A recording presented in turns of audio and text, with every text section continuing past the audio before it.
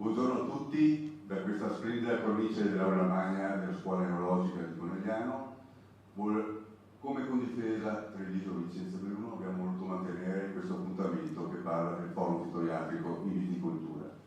È il 15° forum fitoriatrico, miglior luogo da ubicare in questa annata triste. Si pensava appunto alla Scuola Enologica, che ringraziamo naturalmente la preside, che ora prenderà la parola anche come padrona di casa, e soprattutto la ringraziamo per l'opportunità che ci ha dato di mantenere questo appuntamento. A lei preside, noi dovremmo fare molto veloci questa mattinata perché entro le 2 ore dobbiamo terminare il collegamento. Buongiorno a tutti voi, benvenuti a tutti i partecipanti a questa 15ª edizione. Ringrazio il Presidente di Condifesa, il Dottor Mavar, e ovviamente Fiorello Terzariol per averci dato un'opportunità. Siamo noi a ringraziare il CODI-TV per questa opportunità che viene data a tutti i partecipanti e poi in modo particolare anche ai nostri allievi. Vorrei ricordare che oggi seguiranno in streaming anche i nostri allievi, in particolare la quinta CBE con il professor Torlone.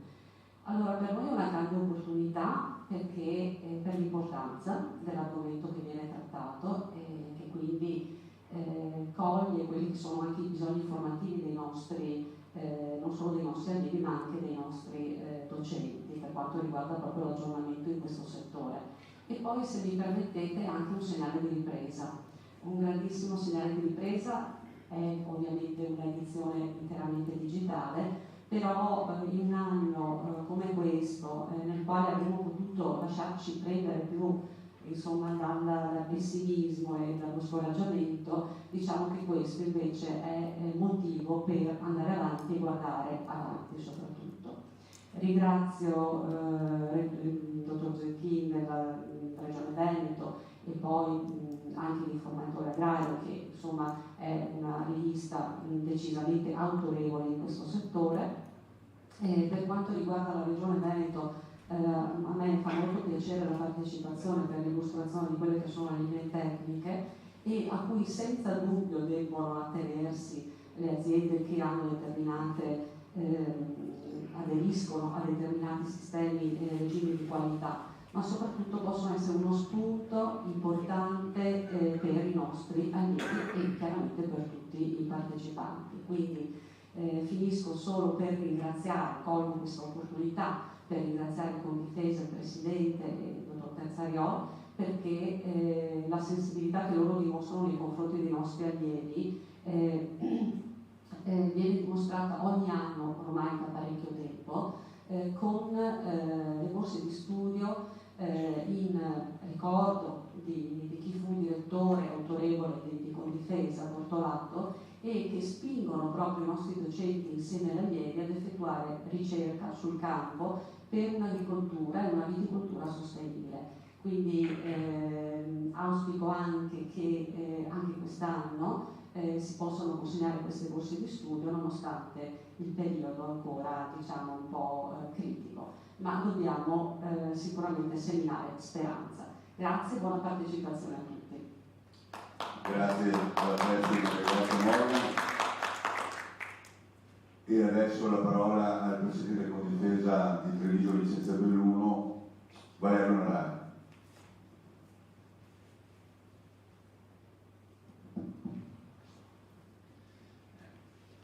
Buongiorno a tutti, ringrazio in primis chi ci ospita, la preside di questo istituto, la Maria Grazia Morgan, con la quale già da anni abbiamo consolidato un rapporto di collaborazione.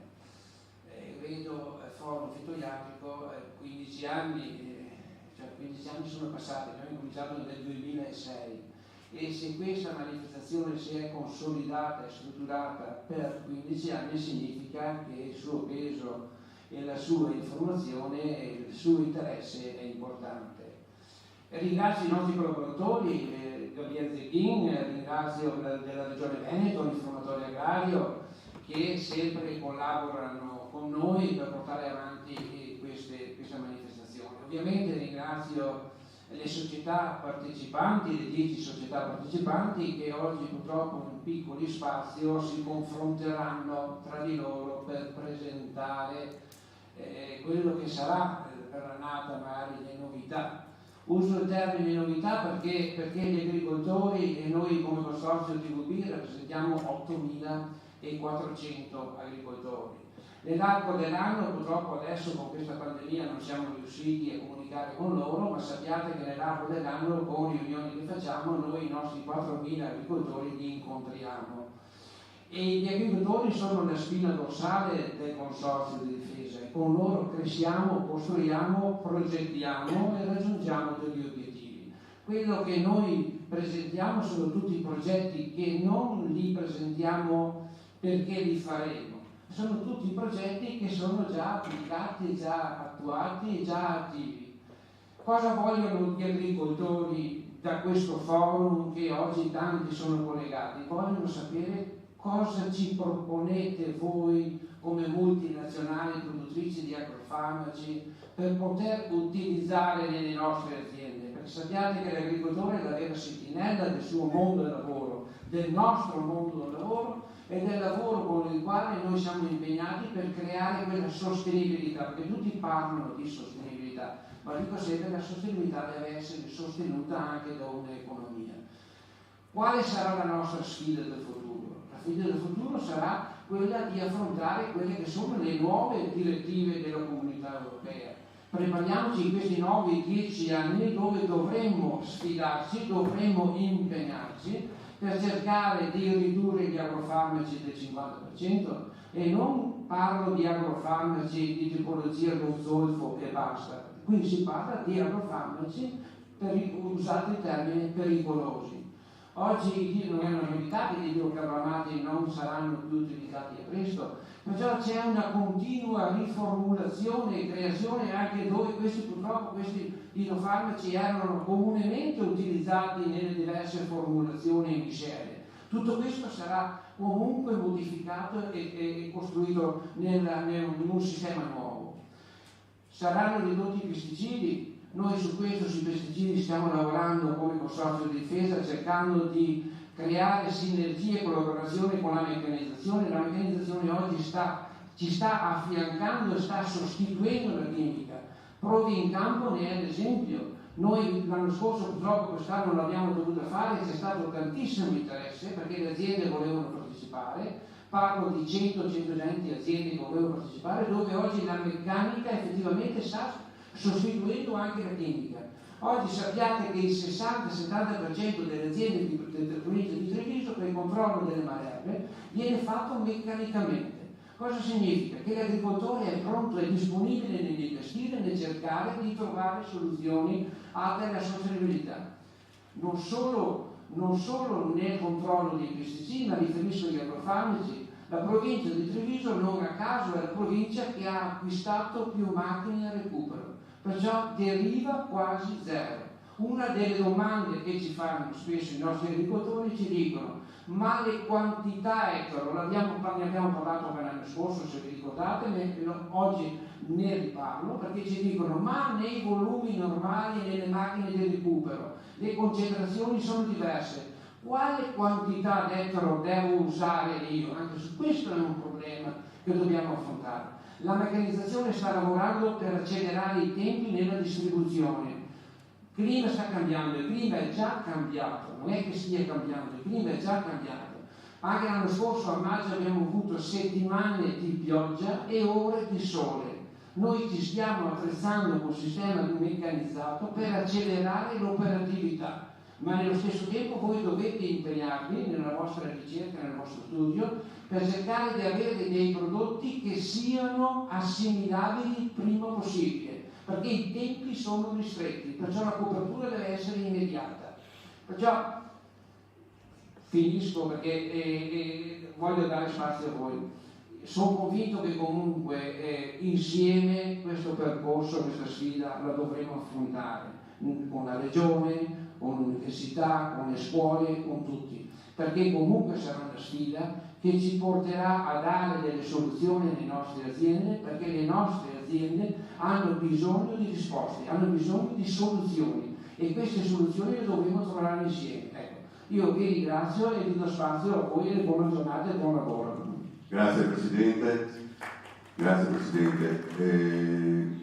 Entriamo subito al sodo, diciamo, della giornata, quindi con un'introduzione al forum dalla parte tecnica della dottoressa Emiliana, che ho ottenuto dell'informatore agrario, che è anche media partner in questa occasione, in questo evento. E con lei faremo una piccola ripassatina dell'annata viticola 2020, e quindi a lei la parola. Grazie di esserci presente. Buongiorno a tutti, ringrazio Condifesa, ringrazio la Regione Veneto, ringrazio la scuola enologica. Farò, come diceva il dottor Terziariolo, un breve riassunto su quali sono stati i problemi della stagione 2020, un'annata che ha visto l'intero ciclo vegetativo anticiparsi di circa un mese, quindi una precoce entrata iniziale nella fase sensibile agli attacchi della peronospora. Gli eventi piovosi che hanno determinato i primi interventi sono stati quelli del 28-30 aprile, che però non sono stati sintomatici, non hanno dato seguito ad infezioni. Le prime infezioni, parlando soprattutto concentrandomi sul nord-est, sono state viste intorno alla metà di maggio, ma i problemi notevoli ci sono stati poi con le piogge dal 4 al 19 giugno. Quelle hanno determinato non pochi problemi in campo e soltanto strategie di difesa adeguate sono riuscite a contenerli. Di contro, proprio per questo alternarsi così ciclico delle piogge, non è stata una stagione particolarmente, diciamo, ottimale per l'oidio, proprio perché queste piogge, in conseguenza dell'epifitismo del fungo, tendevano anche un po' a dilavarlo e a contrastarlo. E piogge che poi sono proseguite anche a fine stagione, in prossimità delle varie vendemmie, da agosto a settembre, creando poi anche dei problemi come la botrite e i marciumi acidi. Ma il 2020 si è anche caratterizzato per una notevole presenza e diffusione di maldelesca. In Trentino è stata rilevata la più alta percentuale di piante sintomatiche in 16 anni di monitoraggio, e particolarmente problematica anche la situazione per quanto riguarda la flavescenza dorata. Infatti ci sono state per la prima volta un mese, anche in questo caso, di anticipo nei rilievi della flavescenza dorata, con numerosi vigneti diventati focolaio, e in questi vigneti una notevole presenza già nelle fasi prefiorali di stadi giovanili di Scapoleros titanus. Quindi sicuramente, concludendo, un'annata critica per quanto riguarda la peronospora, ma particolare attenzione hanno suscitato sia la flavescenza dorata sia il maldelesca. Grazie mille. Grazie dottoressa Venuto, grazie per la disamina che ha svolto nell'annata 2020, l'annata viticola, e quindi adesso dobbiamo vedere un po' anche il futuro, il prossimo futuro, cosa succederà, e puntuale come sempre.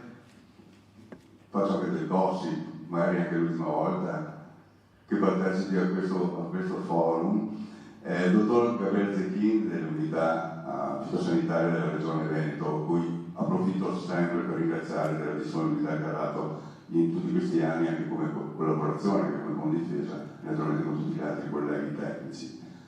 Grazie a tutti, grazie agli organizzatori, grazie a Condifesa. Mi riallaccio all'intervento della preside all'inizio per quanto riguarda, diciamo, gli strumenti, i documenti che mettiamo a disposizione anche non solo dei tecnici e degli agricoltori, ma eventualmente anche degli studenti e degli insegnanti, oltre alle linee tecniche di difesa integrata che abbiamo, diciamo, approvato e quindi sono state pubblicate verso il 6-7 di febbraio quest'anno, e mettiamo a disposizione anche dei manuali di alcune culture, tra cui un manuale della vita, che è cosa diversa, nel senso che è un documento che spiega un po' in maniera abbastanza diciamo semplice, scorrevole, chiara, le varie malattie, fungine o insetti o quant'altro, e anche diciamo tutti quelli che sono interventi di monitoraggio, di difesa, spiegando un po' come funzionano anche i prodotti, in modo, diciamo, che si possa fare una difesa più ragionata possibile, mentre le linee tecniche di difesa integrata, come sapete, non sono altro che delle schede che probabilmente siamo arrivati a oltre 75 colture, e per ciascuna coltura riportano ovviamente le avversità e i mezzi di difesa indicati, che sono quelli definiti all'interno di un gruppo di lavoro nazionale, il gruppo di difesa integrata, per cui prima vengono definite le linee guida nazionali di difesa integrata e a seguire ovviamente poi vengono aggiornati e definiti i vari disciplinari regionali. All'interno del disciplinare, quindi delle modifiche apportate al disciplinare 2021, ovviamente ci sono quindi le revoche o nuove registrazioni di prodotti, oltre a esigenze che sono sorte nel corso della campagna 2020, sono state evidenziate dai tecnici, quindi anche questo ha comportato delle modifiche che poi vediamo. Io mi limiterò semplicemente a puntualizzare quelle che sono le modifiche senza mostrarvi tutte le tabelle di tutto il disciplinare, altrimenti veramente lo do per conosciuto, insomma, visto che sono molti anni che esiste questo documento. I criteri che vengono adottati, questo lo dico anche a beneficio ovviamente delle società che sono per esempio collegate, che sono adottati, che sono i criteri a livello nazionale nel ridurre, limitare o escludere in qualche caso alcune sostanze attive, sono quelli che vedete evidenziati in rosso, sono gli stessi sostanzialmente da 2 anni, 3 anni a questa parte con questo, nel senso che c'è una certa attenzione nei confronti dei candidati alla sostituzione, perché questa è un'indicazione che arriva direttamente dalla Commissione europea, anche con l'ultima direttiva del 2019, dove è dato individuare appunto un indice di rischio basato su un peso diverso a seconda del tipo di sostanza, della classificazione delle sostanze. Ovviamente poi c'è una limitazione per quello che sono tossicità, sostanze con tossicità molto elevata, sostanze cancerogene, mutagene o tossiche per la riduzione, e poi anche qui un'attenzione per quello che riguarda il discorso delle acque, per cui anche nel settore viticolo per alcuni prodotti ci sono state delle limitazioni o delle esclusioni, e un'attenzione poi per quanto riguarda il diserbo, soprattutto perché poi più spesso sono i diserbanti che andiamo a trovare. Ovviamente poi in tutto questo chiaramente c'è anche un discorso tecnico, nel senso che non si ignora certamente nel momento in cui si abbina una sostanza attiva a un'avversità il discorso dell'efficacia, si tiene conto della selettività per quanto possibile, ma qui si apre un discorso importante dovuto alla revoca di alcune sostanze attive importanti negli ultimi anni. Quindi per quanto riguarda gli insetticidi, qui c'è una criticità importante, c'è anche un settore di approfondimento di interesse che va affrontato sicuramente, e poi il discorso della gestione delle resistenze che interessa soprattutto i fungicidi. Allora faccio una carrellata andando per avversità. Per quanto riguarda la peronospora, le modifiche che possono in qualche modo interessare i tecnici sono una relativa al pacchetto di quelle sostanze cosiddette CMR, parliamo di fungicidi multisito di prevenzione, quindi fondamentali e importanti per la difesa, che però sono stati complessivamente limitati a un massimo di 5 interventi per un discorso appunto di frasi di pericolo in etichetta. Abbiamo tolto, per semplificare un po' la gestione di questi prodotti, i limiti di 3 per ciascuna sostanza attiva, per cui uno potrebbe fare anche Ditiano, 5 interventi solo con Ditiano o solo con un altro di questi prodotti. Questo in poi in linea con quello che già si faceva in Trentino, anche se in Trentino voi sapete che 2 sostanze attive non sono riportate nel disciplinare, sono fuori da queste macrose, però insomma è una semplificazione della gestione del magazzino, a questo punto. Dopodiché, come sappiamo, il Mancozeb è stato revocato. Allora, nei casi in cui delle sostanze attive sono state revocate ma sono ancora impiegabili nel corso della stagione successiva, quindi nella stagione 2021, viene riportata una nota per dare l'informazione ovviamente del termine ultimo di impiego. In questo caso l'impiego slitta al 4 gennaio 2022, però in realtà il messaggio è che è un prodotto che non può rimanere poi in magazzino per il 2022, chiaramente.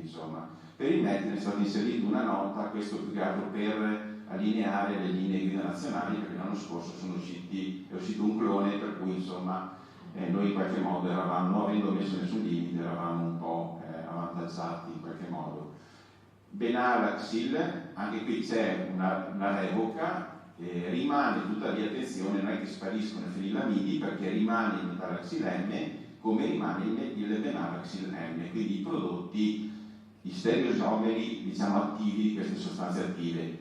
Il metalaxil è ancora sul mercato, sono ancora disponibili formulati miscele, nelle linee tecniche però è stato tolto, quindi è una decisione autonoma come Regione Veneto, come linee di guida nazionali. Perché? Perché è un candidato alla sostituzione e perché ovviamente nel momento in cui uso un prodotto che contiene il metalaxil normale disperdo nell'ambiente il doppio di sostanza attiva che non serve, insomma, ed è un prodotto che poi ritroviamo anche nelle acque, per cui metalaxil oggi è in commercio ma non è nelle linee guida nazionali.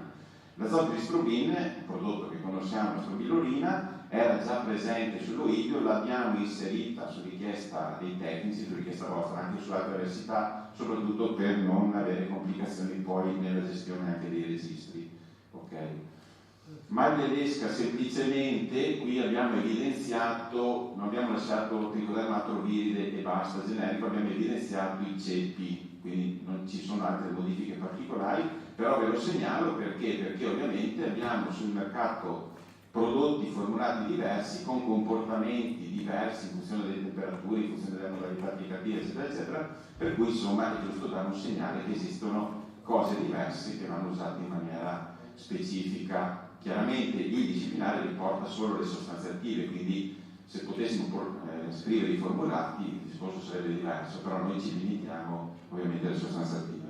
Vado avanti velocemente. Per quanto riguarda l'oidio sostanzialmente non ci sono modifiche, vi mostro questa nella colonna di sinistra, vedete tutto l'elenco delle sostanze attive complessive che sono indicate per l'oidio, solo per sottolineare il fatto, un lavoro diciamo di redazione che è stato fatto quest'anno su tutto il documento, quindi per tutte le colture, tutte quelle che sono le sostanze attive utilizzabili in agricoltura biologica, quindi ammesse sulla base dell'allegato 2 dell'ultimo regolamento, sono messi in corsivo proprio per dare un segnale chiaro che questi sono prodotti ammessi anche in agricoltura biologica. Il Bacillus amiloliquefaciens l'abbiamo inserito anche sull'oidio, ma era già presente su botrite e su marciume acido, quindi da questo punto di vista è un po' un completamento. Per quanto riguarda la muffa grigia non ci sono novità se non l'inserimento che è già stato fatto però nell'aggiornamento di aprile, però ho ritenuto opportuno citarlo, dell'isofetamid. Qui siamo nella categoria di un altro gruppo, diciamo un altro meccanismo d'azione che sono gli SDHI, che sono prodotti posizionati sostanzialmente o su oidio o su muffa grigia o su tutti e due. Attualmente abbiamo 3 sostanze attive nel disciplinare, quindi oltre all'isofetamid, boscalid e fluxapiroxade, c'è un limite complessivo per questo gruppo di 2 interventi all'anno per un discorso di gestione della resistenza.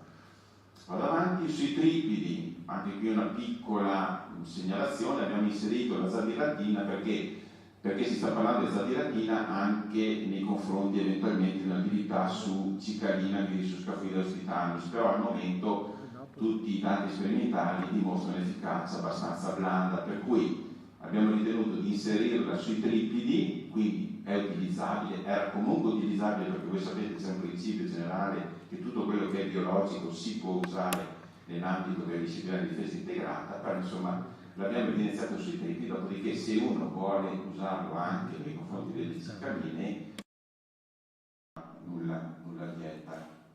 Per quanto riguarda le cicaline invece, problematica ovviamente importante ed emergente della gestione della flavescenza dorata, quindi dello Scaphoideo, che è legata da una parte probabilmente a situazioni, insomma, per vari motivi, insomma, che hanno fatto riportare di attualità questo problema, e anche chiaramente dalla revoca di alcune sostanze attive importanti, quindi soprattutto per quello che riguarda il discorso degli esteri fosforici, che tutto sommato avranno avuto dei difetti ma erano dei prodotti selettivi. A questo punto la sostituzione degli esteri fosforici viene dei giocofossi piretroidi.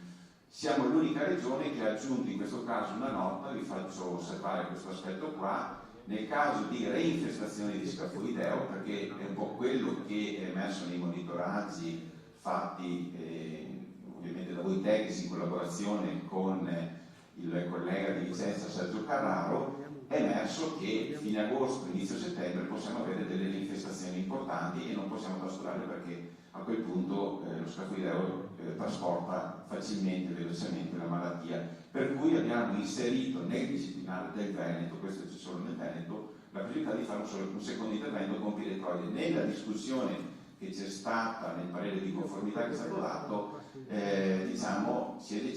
hanno deciso di limitare solo al tau frugalinante, per il fatto che rispetto agli altri peritodi riportati nel disciplinare non è un candidato alla sostituzione ed è un prodotto considerato nei confronti dei pronomi più selettivo.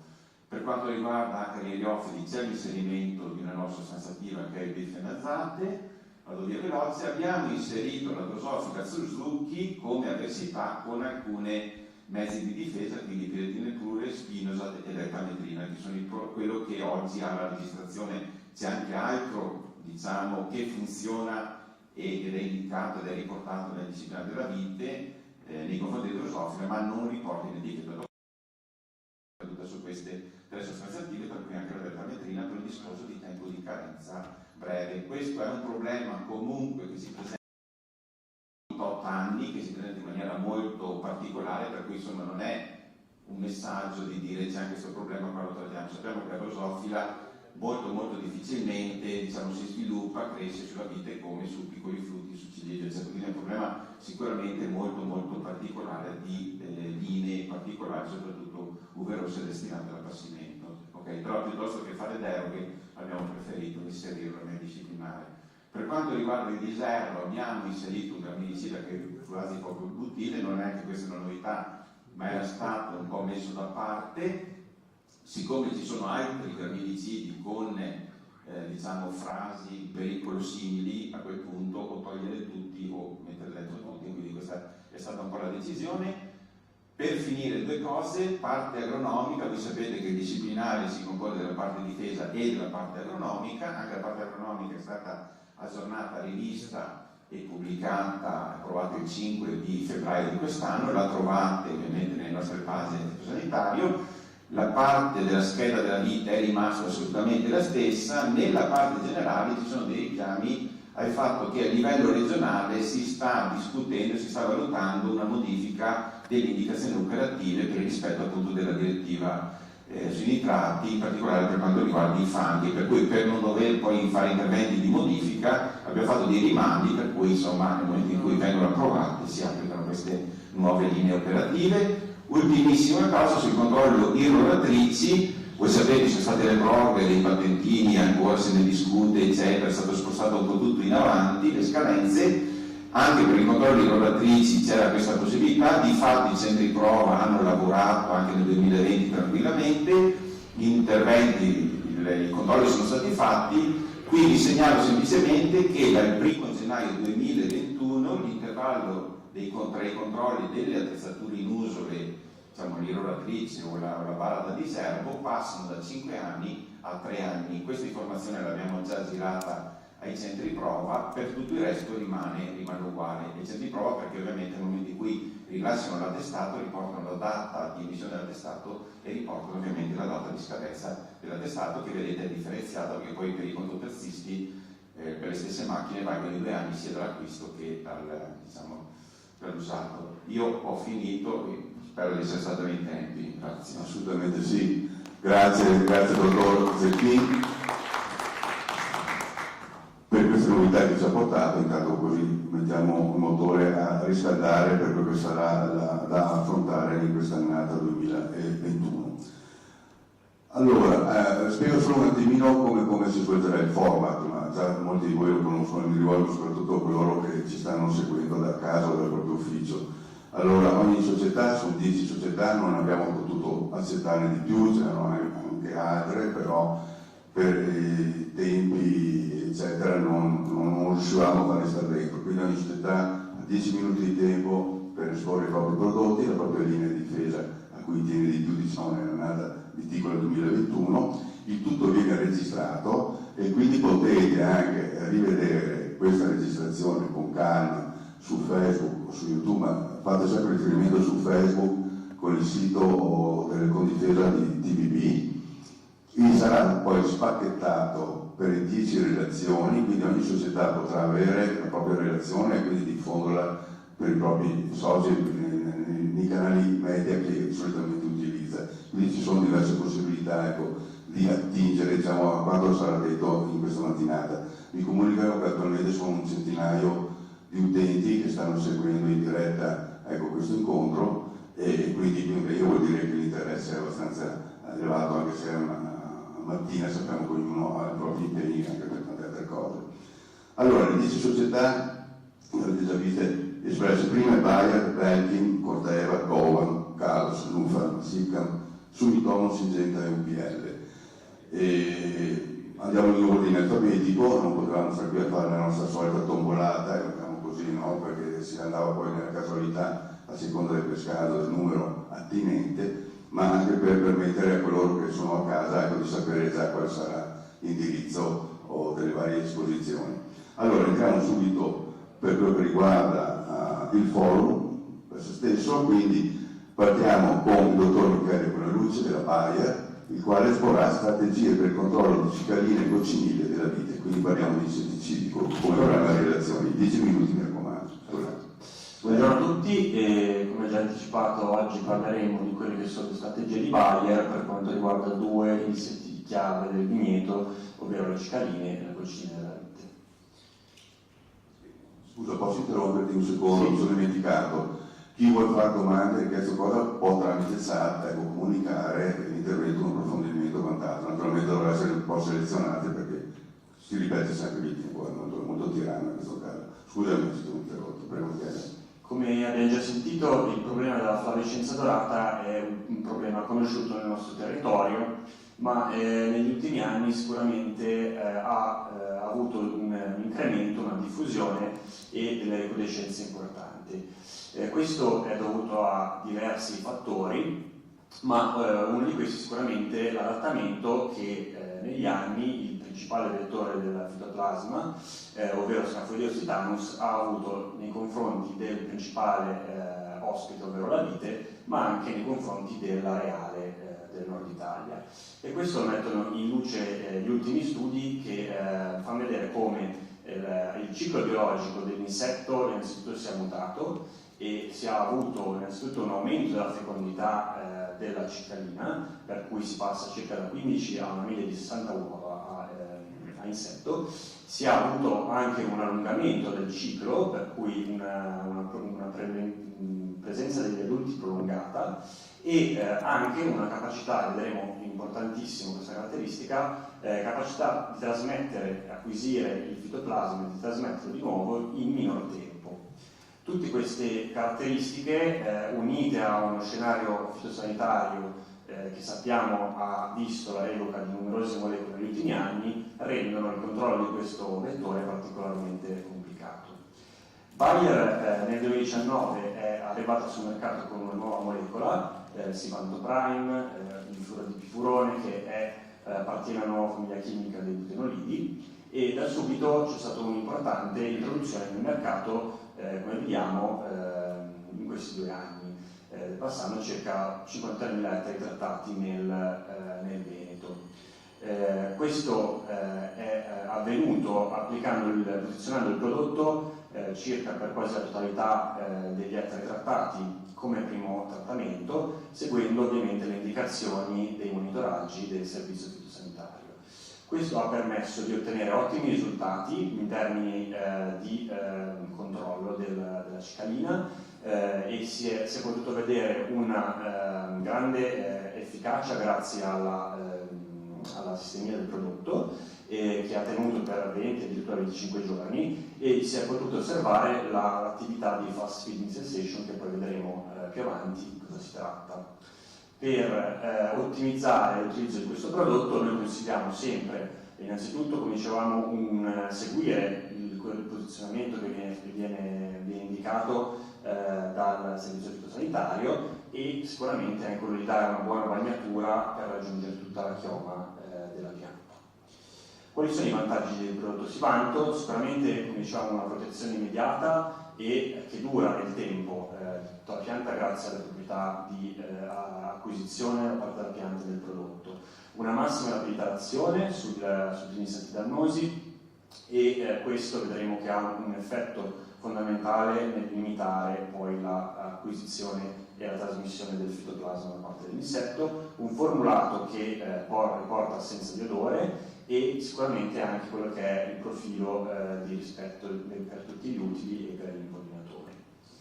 Parlavamo prima del fast feeding cessation, che è questa fondamentale caratteristica del prodotto, ovvero l'insetto, nutrendosi sulla pianta, una volta che entra in contatto con la molecola di Sivantoprime, dopo circa 550 secondi smette di alimentarsi. Questo sappiamo che è fondamentale perché per tutti gli insetti con apparato boccale pungente succhiante e quindi in grado di, durante l'attività di alimentazione, trasmettere il fitoplasma acquisito o anche delle virosi, sempre importanti il virus del pino grigio, è fondamentale che l'insetto in un tempo così rapido, che è circa 3 volte più rapido rispetto ad altri standard, smette di alimentarsi sulla pianta e per cui limita la trasmissione del fitoplasma.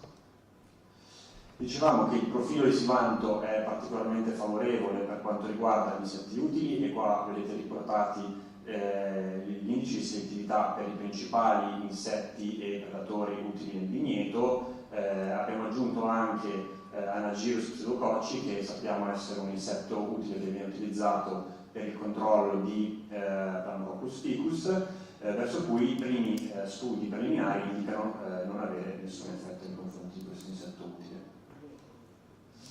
Non solo Scaphoideus titanus, ma anche altre cicaline, in questo caso parliamo di Rasmonella vulnerata. Questa è una prova che abbiamo fatto l'anno scorso con Agrea, dove abbiamo posizionato il prodotto diciamo sempre in chiave Scaphoidea ovviamente, ma in questo caso nel picco della presenza della seconda generazione di Rasmonella vulnerata nel vigneto, e vediamo come con un solo trattamento il prodotto abbia consentito di mantenere sotto dei livelli di pericolo di tutto l'insetto per tutto il ciclo vegetativo della pianta.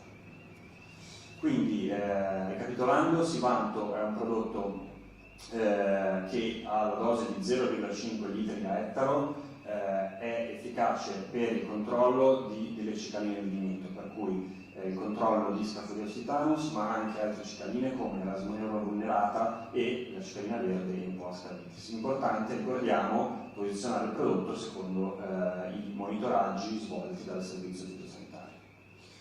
Un altro insetto sicuramente importante e di sempre più recente gravità, diciamo, di infestazione nei nostri vigneti è la cocciniglia. La cocciniglia è un insetto che, diciamo, dipende molto, svolge nel nostro areale, ma è molto influenzato dall'andamento climatico.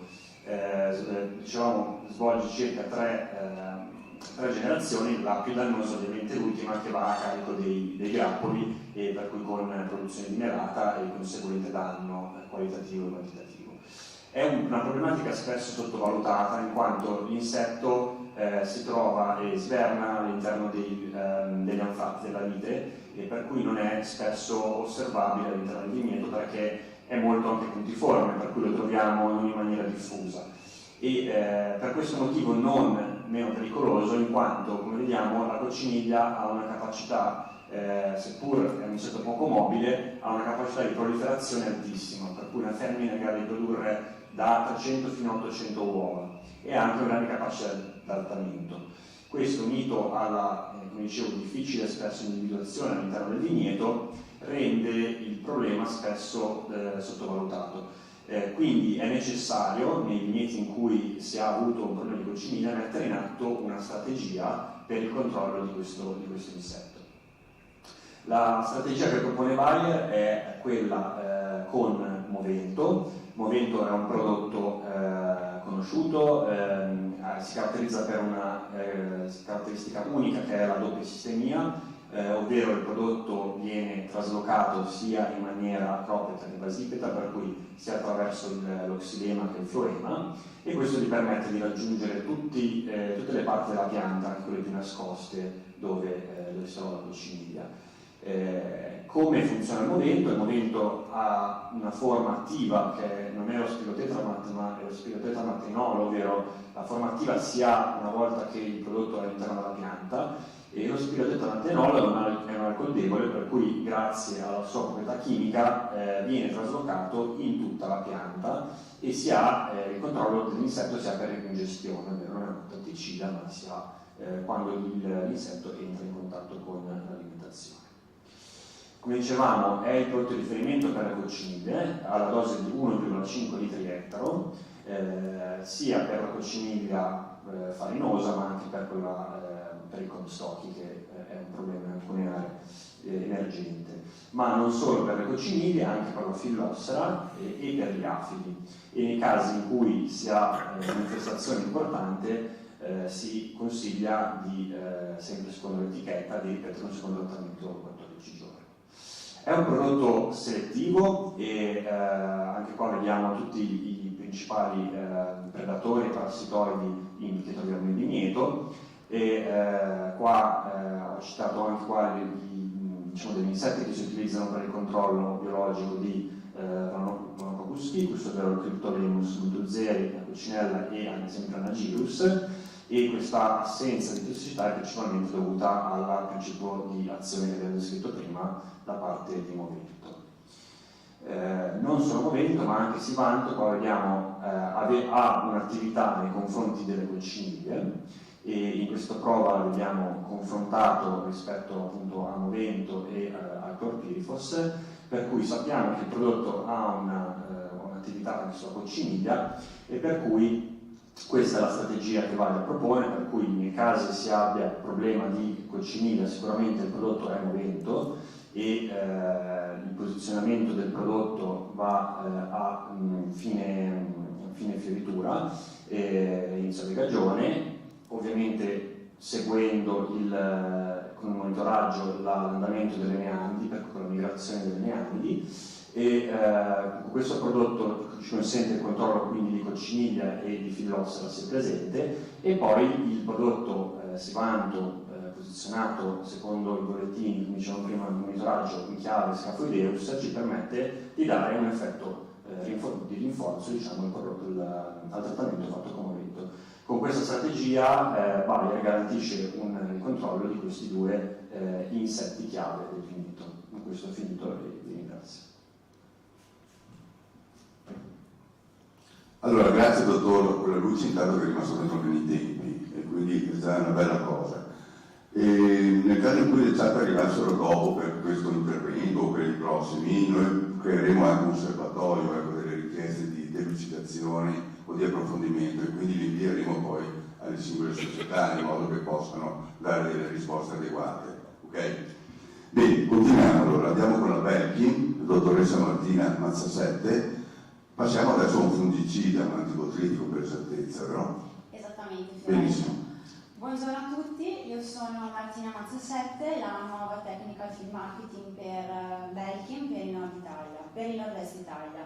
Oggi vi presento il Kenja, che è il nostro nuovo antibotritico di recente registrazione, frutto della ricerca e dello sviluppo giapponese. Kenja è un prodotto nuovo, è costituito da isofetamid, 400 grammi litro, è una nuova sostanza attiva che appartiene al gruppo chimico del fenilossetidiofenamidi, il quale appartiene al gruppo 7 del FRAC, ovvero degli SDHI. La formulazione del Kenja è una sospensione concentrata. Il target del prodotto è botrite e moniglia, anche se stiamo aspettando la registrazione sull'effetto secondario dell'uridio sulla vite. È stato visto da numerose prove come l'applicazione e l'utilizzo di Kenja migliori la shelf life di frutti in post-alcolica, specialmente su fragola. L'etichetta è un'etichetta molto performante in quanto non presenta frasi H pericolose e soprattutto è sprovvista di buffer zone. Kenja inoltre ha l'import tolerance per gli Stati Uniti, Canada, Giappone e Corea, perciò può essere tranquillamente applicato e inserito in tutti i protocolli di difesa. Kenja, come vi ho anticipato, è costituito da isofetamid ed è un SDHI. La cosa che lo va a differenziare dai generici SDHI è proprio la struttura chimica della molecola, la quale è costituita da un legame flessibile che consente a isofetamid di andare a sito attivo anche su ceppi resistenti agli SDHI, proprio perché il legame flessibile riesce ad essere più adattabile a enzimi resistenti a questo tipo di fungicidi. Le registrazioni attualmente presenti in etichetta sono raggruppate in questa tabella. Kenza ad oggi è registrato sulle dupacee, albicocco ciliegio, su vite da uva e da tavola e su fragole in pieno campo. Stiamo attendendo la registrazione delle fragole in serra e di lattughe e simili per quanto riguarda il controllo di sclerotinia. Kenza su vite va applicato una volta all'anno a 1,5 litri per ettaro e ha un tempo di carenza di 21 giorni. Come agisce Kenza? Kenza agisce su tutti gli stadi di sviluppo della botrite, quindi dalla germinazione delle spore fino ad arrivare alla crescita del micelio e alla sporulazione. Comunque sia, suggeriamo sempre di applicare gli antibotridici in generale, soprattutto Kenza, in fase preventiva. Che comportamento ha Kenza nella pianta? Kenza ha un'attività translaminare, per cui una volta che viene applicato sulla superficie fogliare riesce a passare tranquillamente da una pagina all'altra, garantendo la protezione della vegetazione in maniera completa. Qual è il posizionamento di Kenza? Kenza l'etichetta ha un posizionamento molto flessibile perché lo possiamo applicare da fine fioritura fino a maturazione. Sappiamo bene come i timing più delicati per il controllo di botrite siano a fine fioritura e in modo particolare entro la prechiusura del grappolo, per far sì che il principe attivo possa andare a proteggere gli acini e il rachide prima che il grappolo chiuda ed essere così tranquilli di portare la giusta protezione ai grappoli. Nelle slide successive vi farò vedere una prova di efficacia che è stata condotta nel 2019, dove mettiamo in evidenza quella che è la strategia di difesa per quanto riguarda la botrite e l'oidio suggerita da Belchi. Questa è una prova che è stata condotta nel 2019 in provincia di Verona, è una prova seguita da Agrea e il vitigno è il Pinot Grigio, quindi una cultivar, una varietà dal grappolo molto compatto, quindi molto sensibile alla botrite. La prova si sviluppa in questo modo: come tutte le prove c'è un testimone in un trattato. La tesi numero 2 è stato applicato un trattamento solo di Kenza a prechiusura grappolo a 1,5 litri. La tesi numero 3, Kenza, è stata applicata 2 volte invece a prechiusura grappolo e a maturazione. La tesi numero 4 è la strategia che proponiamo noi, quindi Cusabi, che è il nostro antioidico a base di pirofenone, il quale ha una speciale attività collaterale nei confronti di botrite. Kenza in prechiusura grappolo seguito da un terzo trattamento di Cusabi, il tutto comparato ad uno standard di riferimento. I risultati della prova li possiamo vedere in questo grafico, dove vediamo come il singolo trattamento di Kenza raffigurato dall'istogramma verde abbia dato dei risultati comparabili al doppio trattamento. Questo perché facendo Kenza in prechiusura grappolo siamo riusciti a contenere quelle che erano le potenziali infezioni di botrite. Il doppio trattamento di Kenza invece, istogramma rosso, è comparabile con lo standard di riferimento, se non con dei risultati anche superiori. Ma quello che vi voglio che vi voglio sottolineare è come la strategia di controllo che propone Belkin per il controllo combinato di botrite e oidio abbia dato risultati migliori. Questo perché siamo andati a sfruttare l'effetto secondario di Cusabi sulla botrite e quindi in questo modo possiamo utilizzare un solo trattamento di antibotritico specifico sfruttando quello che è l'effetto collaterale dell'antioidico. Questa invece è la slide che mette su un grafico i rilievi su marsume acido. Apro una parentesi, marsume acido non è presente sull'etichetta di Kenza, ma visto che quell'anno in quella prova il marsume acido era molto presente in vigneto, abbiamo voluto vedere quella che era l'efficacia del prodotto anche su questo patogeno e i risultati li vedete qui. L'utilizzo in strategia di Kenza ha permesso di controllare molto bene anche il marsume acido. Qui vi ho messo due fotografie che sono sempre interessanti. Quella a sinistra vi fa vedere la situazione del non trattato proprio prima della raccolta, quindi vedete un grappolo molto colpito da brutrite e soprattutto marsume acido, e a destra la fotografia di un grappolo trattato con la strategia proposta da Belkin, quindi Kusabi, Kenza Kusabi. Prima di concludere vorrei fare un passo anche sulla selettività di Kenza. Kenza è un prodotto di ultima generazione e quindi è un prodotto estremamente selettivo nei confronti degli insetti utili e dei proni, come potete vedere dalla tabella. Prima di concludere vorrei ricordarvi di scaricare l'applicazione Belkin Italia. È un nuovo modo che abbiamo di comunicare ed è un modo efficace per rimanere sempre aggiornati su quelle che sono le novità del catalogo, i cambiamenti di etichetta e tutto quello che concerne l'attività della nostra azienda. Io vi ringrazio per l'attenzione e soprattutto vi auguro una buona campagna, una buona e proficua campagna 2021. Grazie. Grazie dottoressa Mazzasette. Allora, andiamo avanti, tanto mi informano, siamo su 140 utenti collegati a questo evento attualmente, quindi state parlando appunto a un po' di gente, in particolare tecnici, quindi ben venga con questa attenzione. Passiamo alla Corteva. Corteva proporrà uno degli ultimi antiperonosporici tra l'altro lanciati sul mercato e parleremo quindi di antiperonosporici sotto diverse forme, che poi sarà un argomento che sarà ripreso anche verso la fine da un'altra società. Grazie allora, mille. Andrea Angeli, prego. Grazie mille, sono Andrea Angeli, responsabile fungicidi di Corteva Italia e oggi appunto parliamo di Zorvec Active e in particolare di un'innovazione per quanto riguarda le formulazioni a base di Zorvec Active. Parliamo di due nuovi formulati per la gestione del vigneto che prendono, che ereditano la precedente soluzione venduta in formato Copac. Parliamo di Zorvec Vinaber a base appunto di Zorvec Active più Zoxamide e il nuovo entrato e imminente lancio per quest'anno Zorvec Vinabria, ovvero a base di Zorvec Active più Folpet. Le miscele pronte ovviamente portano numerosi vantaggi e si tratta di una vera e propria innovazione a 360 gradi perché di fatto avere un prodotto già miscelato innanzitutto porta un miglioramento dal punto di vista della formulazione, e lo vedremo nelle prossime slide, e inoltre sono formulazioni studiate per garantire la massima sinergia tra Zorvec e il partner che è stato selezionato come strategia antiresistenza.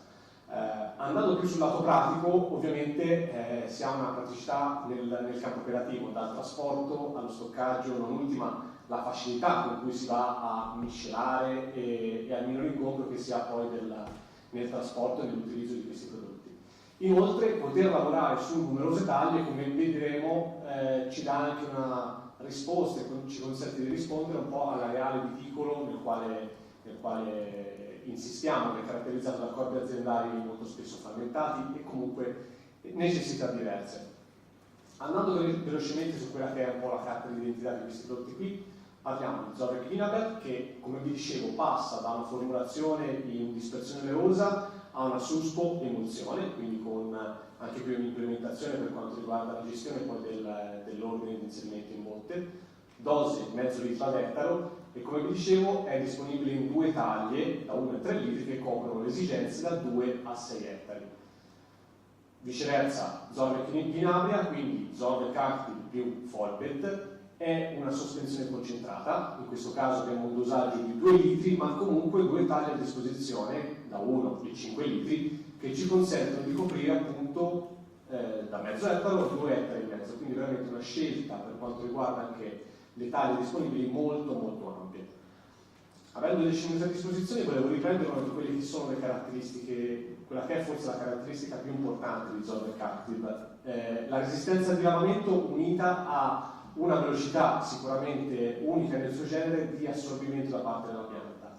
Infatti nel meno di un'ora dal trattamento più dell'80% del prodotto è già stato assorbito all'interno della pianta e quindi forma un vero e proprio serbatoio di principio attivo disponibile di fatto alla protezione della pianta.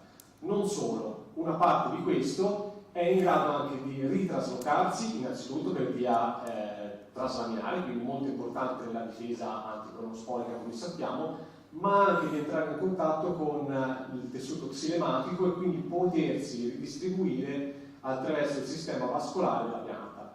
Questa già di per sé, come abbiamo visto, è una caratteristica molto importante e lo diventa ancora di più se la guardiamo anche nell'ottica dell'attività biologica della molecola, che è questa qui è una tabella, ma vi chiedo soltanto di focalizzarvi sull'angolo in alto a sinistra. Analizza quella che si chiama in gergo scientifico EC50, in maniera molto semplice è la concentrazione necessaria per inibire il 50% di una popolazione. Misura di fatto quanto attivo un fungicida a una certa concentrazione.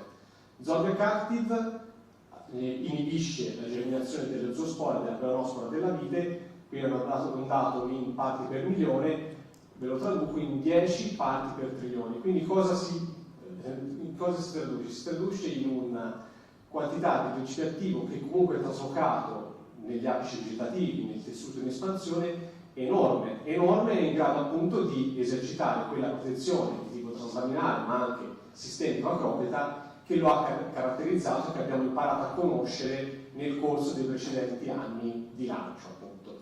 Una protezione a 360 gradi e molto importante, qui parliamo anche di un prodotto che ha una caratteristica sistemica, voglio dire ottimizzata diciamo, per quanto riguarda le caratteristiche di sviluppo della pianta. Prodotti che ad esempio hanno una solubilità in acqua molto maggiore tendono molto spesso a scappare, mi viene da dire, verso gli apici vegetativi. Questo non avviene per Zorvec perché riesce a proteggere in maniera molto efficace sia la vegetazione presente al momento dell'intervento, ma anche appunto la vegetazione in espansione, in neoformazione. Una soluzione, come dicevamo, ricca di vantaggi. Non sono entrato nell'argomento del meccanismo d'azione, abbiamo avuto modo anche di vederlo negli scorsi anni, ma comunque se la contestualizziamo sui punti appena visti abbiamo veramente una soluzione che va a rispondere a quelle dinamiche che dicevamo di necessità di avere un prodotto affidabile, un prodotto che sia in grado di agire fin da subito e che ci consenta di ottimizzare il numero di interventi e comunque la gestione del calendario di difesa. Il posizionamento di Zorvec ovviamente è molto ampio perché ha un'etichetta molto ampia, ma il posizionamento tecnico è necessariamente quello che va a esaltare quelle che sono le caratteristiche di una molecola come questa che vi ho appena descritto. E il posizionamento migliore è quello che va dalla fase della preferitura, fino a 10 giorni prima dell'inizio della feritura, con un blocco di 2 applicazioni e dosaggi che vi ho riportato appunto qui per praticità, che consente quindi di massimizzare questo effetto di distribuzione del principio attivo e consente quindi di garantire la massima protezione e salubrità del raccolto.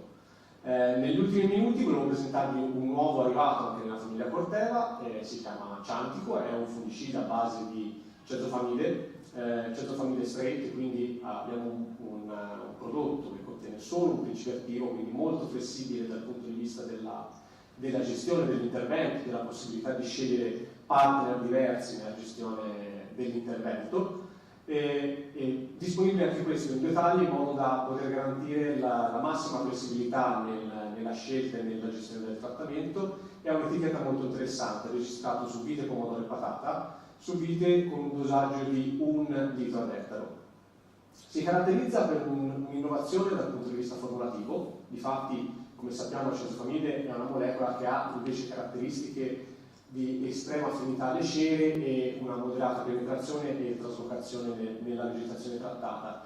Questo diventa un fattore peculiare dargli, insomma, a livello di formulazione, un surfattante specifico, quindi una miglioria che gli consenta di migliorare questa copertura, questa distribuzione a livello della superficie trattata, quindi rendendo ancora più efficace il trattamento su una molecola già molto performante di suo.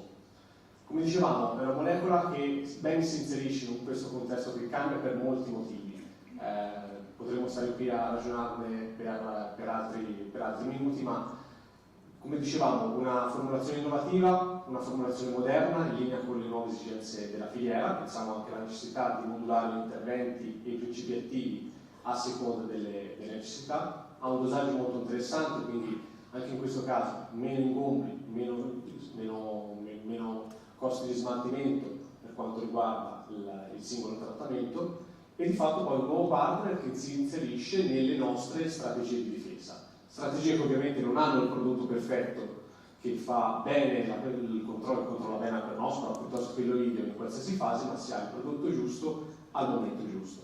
E per quanto riguarda la strategia di colteva, vediamo appunto in fioritura, nella fase critica della peronospora, un prodotto altamente performante come lo Zorvec, per poi procedere nelle fasi immediatamente di post-fioritura con un prodotto molto affine alle cerche, quindi ci consente di portare a casa la produzione partendo puliti e rimanendo puliti come ciantico, e abbinato ovviamente ad un partner per garantirne la massima efficacia e ridurre al minimo l'insorgenza di resistenze. Io con questo avrei concluso e vi ringrazio e auguro a tutti buona campagna. Grazie. Dottor Andrea Angeli. Da un Andrea Angeli passiamo a un Andrea Bagnalasta. Ciao Andrea. Buongiorno.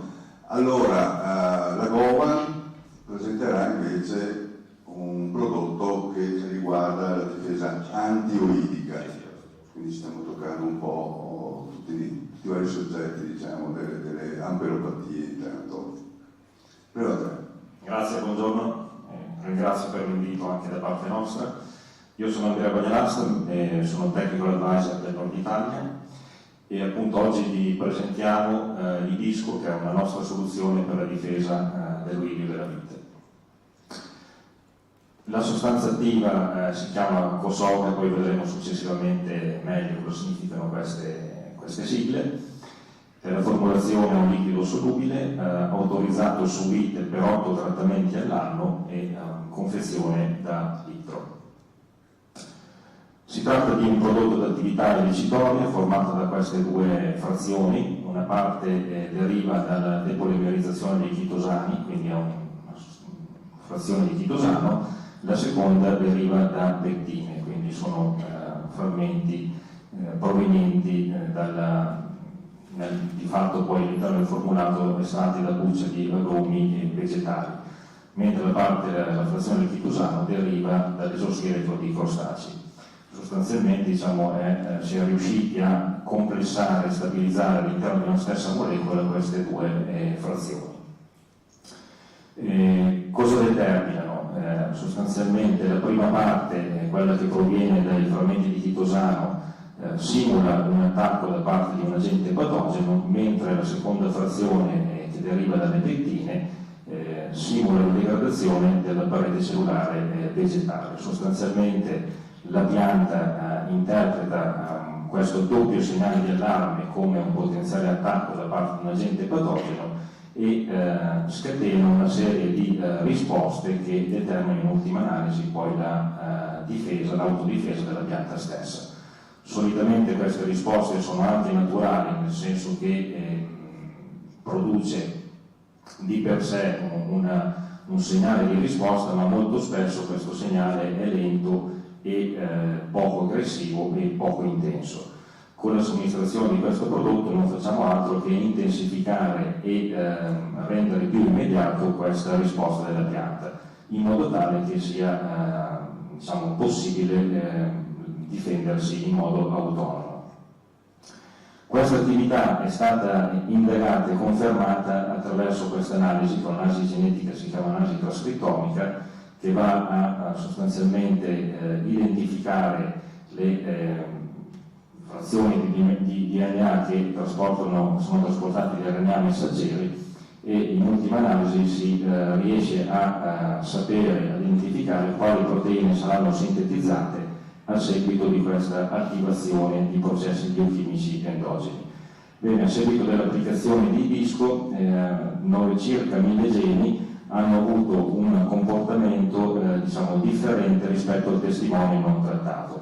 Questo ovviamente si traduce in una elevata attività elicitoria determinata dal prodotto stesso e quindi un elevato grado di protezione. Tanto per darvi diciamo, un'idea, un induttore di resistenza all'attività appunto illicitoria attiva circa 150-160 geni, qui vedete siamo a numeri ben più superiori, questo anche quanto riferito da chi si occupa in modo specifico di questi studi, quindi una veramente elevata capacità di induzione di resistenza, che si traduce tutte le verifiche che abbiamo fatto nelle prove sperimentali ma poi anche nell'applicazione pratica in una effettiva attività antiuridica molto attiva.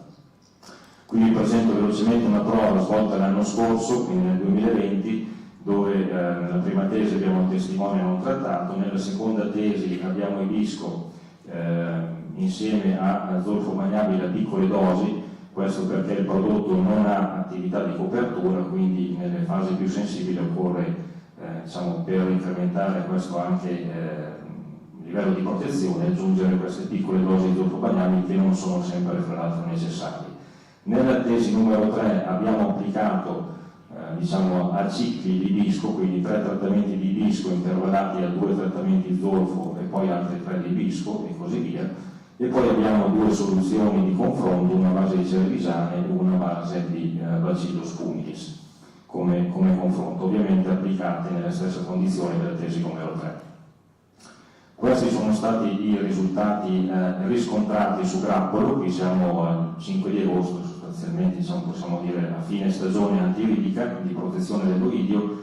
Vedete il danno fatto rilevare sul testimone, siamo praticamente alla distruzione totale del grappolo, circa il 96%, e qui vedete le 2 soluzioni a base di ibisco che abbiamo fatto riscontrare i danni minori, quindi sia nella soluzione in combinazione con lo zolfo nei trattamenti successivi e sia nella combinazione diciamo, a intervalli, quindi di 3 trattamenti ognuno.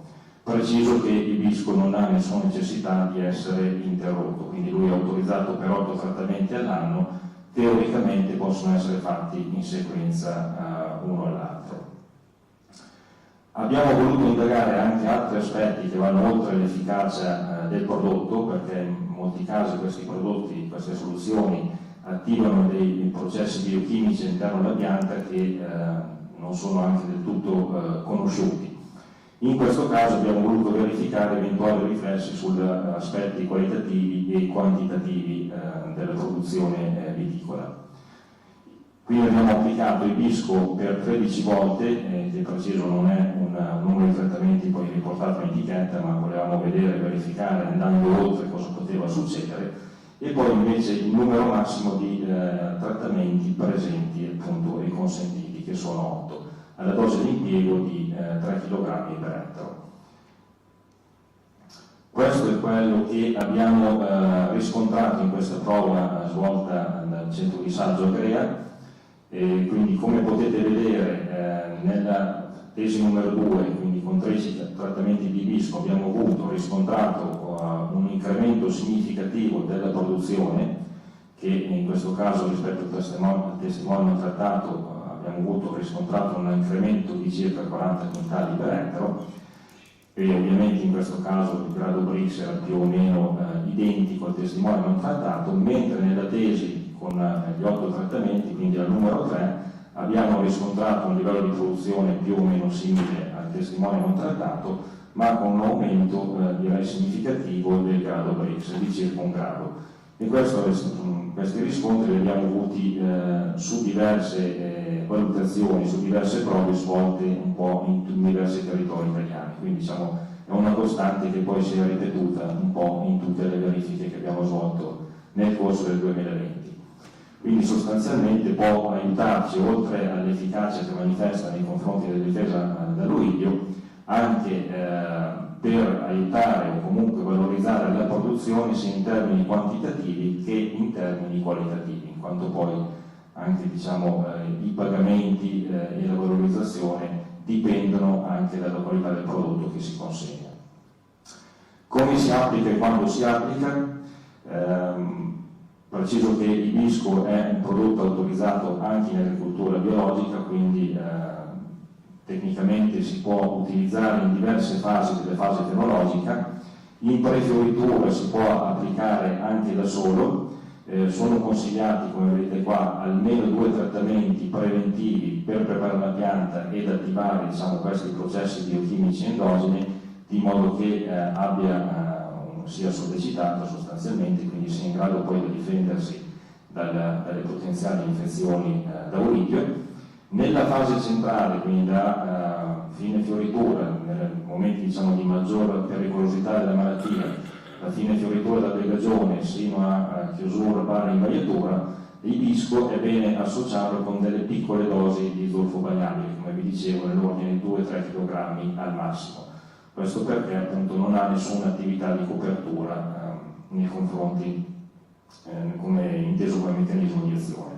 Nelle fasi finali si può ritornare ad utilizzare solo l'ibisco, e qui ci può aiutare anche perché abbiamo la possibilità di ridurre o di eliminare l'utilizzo dello zolfo bagnabile, che su alcune linee di produzione si tende ad appunto escludere per preservare i profumi e le qualità organolettiche delle produzioni. Ovviamente i trattamenti in questo caso sono sempre settimanali, quindi somministrazioni a 7-8 giorni, a intervalli di 7-8 giorni, per mantenere costante questo livello di sollecitazione all'interno della pianta. Vado a riepilogare i vantaggi. Perfetta selettività, questo non è un aspetto secondario per quanto riguarda prodotti a base di chitosani, perché molto spesso applicazioni successive di chitosani danno sintomi di fitotossicità. Non è il caso di ibisco, provato anche da inizio a fine stagione nelle prove sperimentali, non ha mai dato sintomi di fitotossicità, quindi perfettamente selettivo. Ottima efficacia antiuridica, come abbiamo visto riflessi positivi anche su aspetti quali quantitativi delle uve, elevata attività elicitoria che deriva da questo, diciamo, doppio segnale di allarme che è in grado di conferire alla pianta, ed è assolutamente compatibile con altre soluzioni sia in strategia sia in miscela. Chiudo presentando velocemente queste altre 2 soluzioni, sono altre 2 specialità esclusive di Gowan. È un minuto. È l'ultima. Una è Polyversum a base di Pythium oligandrum, un prodotto a base di un fungo antagonista per il controllo di botryite e marciume acido, con un'estensione di etichetta che ha avuto nel corso del 2020, e poi Mago, che è a base di sorbitam ammoniato ed ossidato, un coadiuvante particolare che è in grado di svolgere questa attività oltre a quella di adesivanti, antischiuma e antideriva. Io ho terminato, vi ringrazio. Ok, grazie Andrea, al dottor Andrea Bagnalassa della GOVA. Allora, abbiamo parlato un po' di insetticidi, di antibotritici, di antiperonosporici, di antiuidici, abbiamo visto adesso ci riposiamo un attimino con la dottoressa Karen della Kalos, Karen Casagrande, perché non parliamo di prodotti fitosanitari, ma parleremo di un corroborante. Buongiorno a tutti, grazie dell'introduzione, Ferraro, grazie per dare l'opportunità sempre a Kalos di intervenire all'interno del forum fitoiatrico.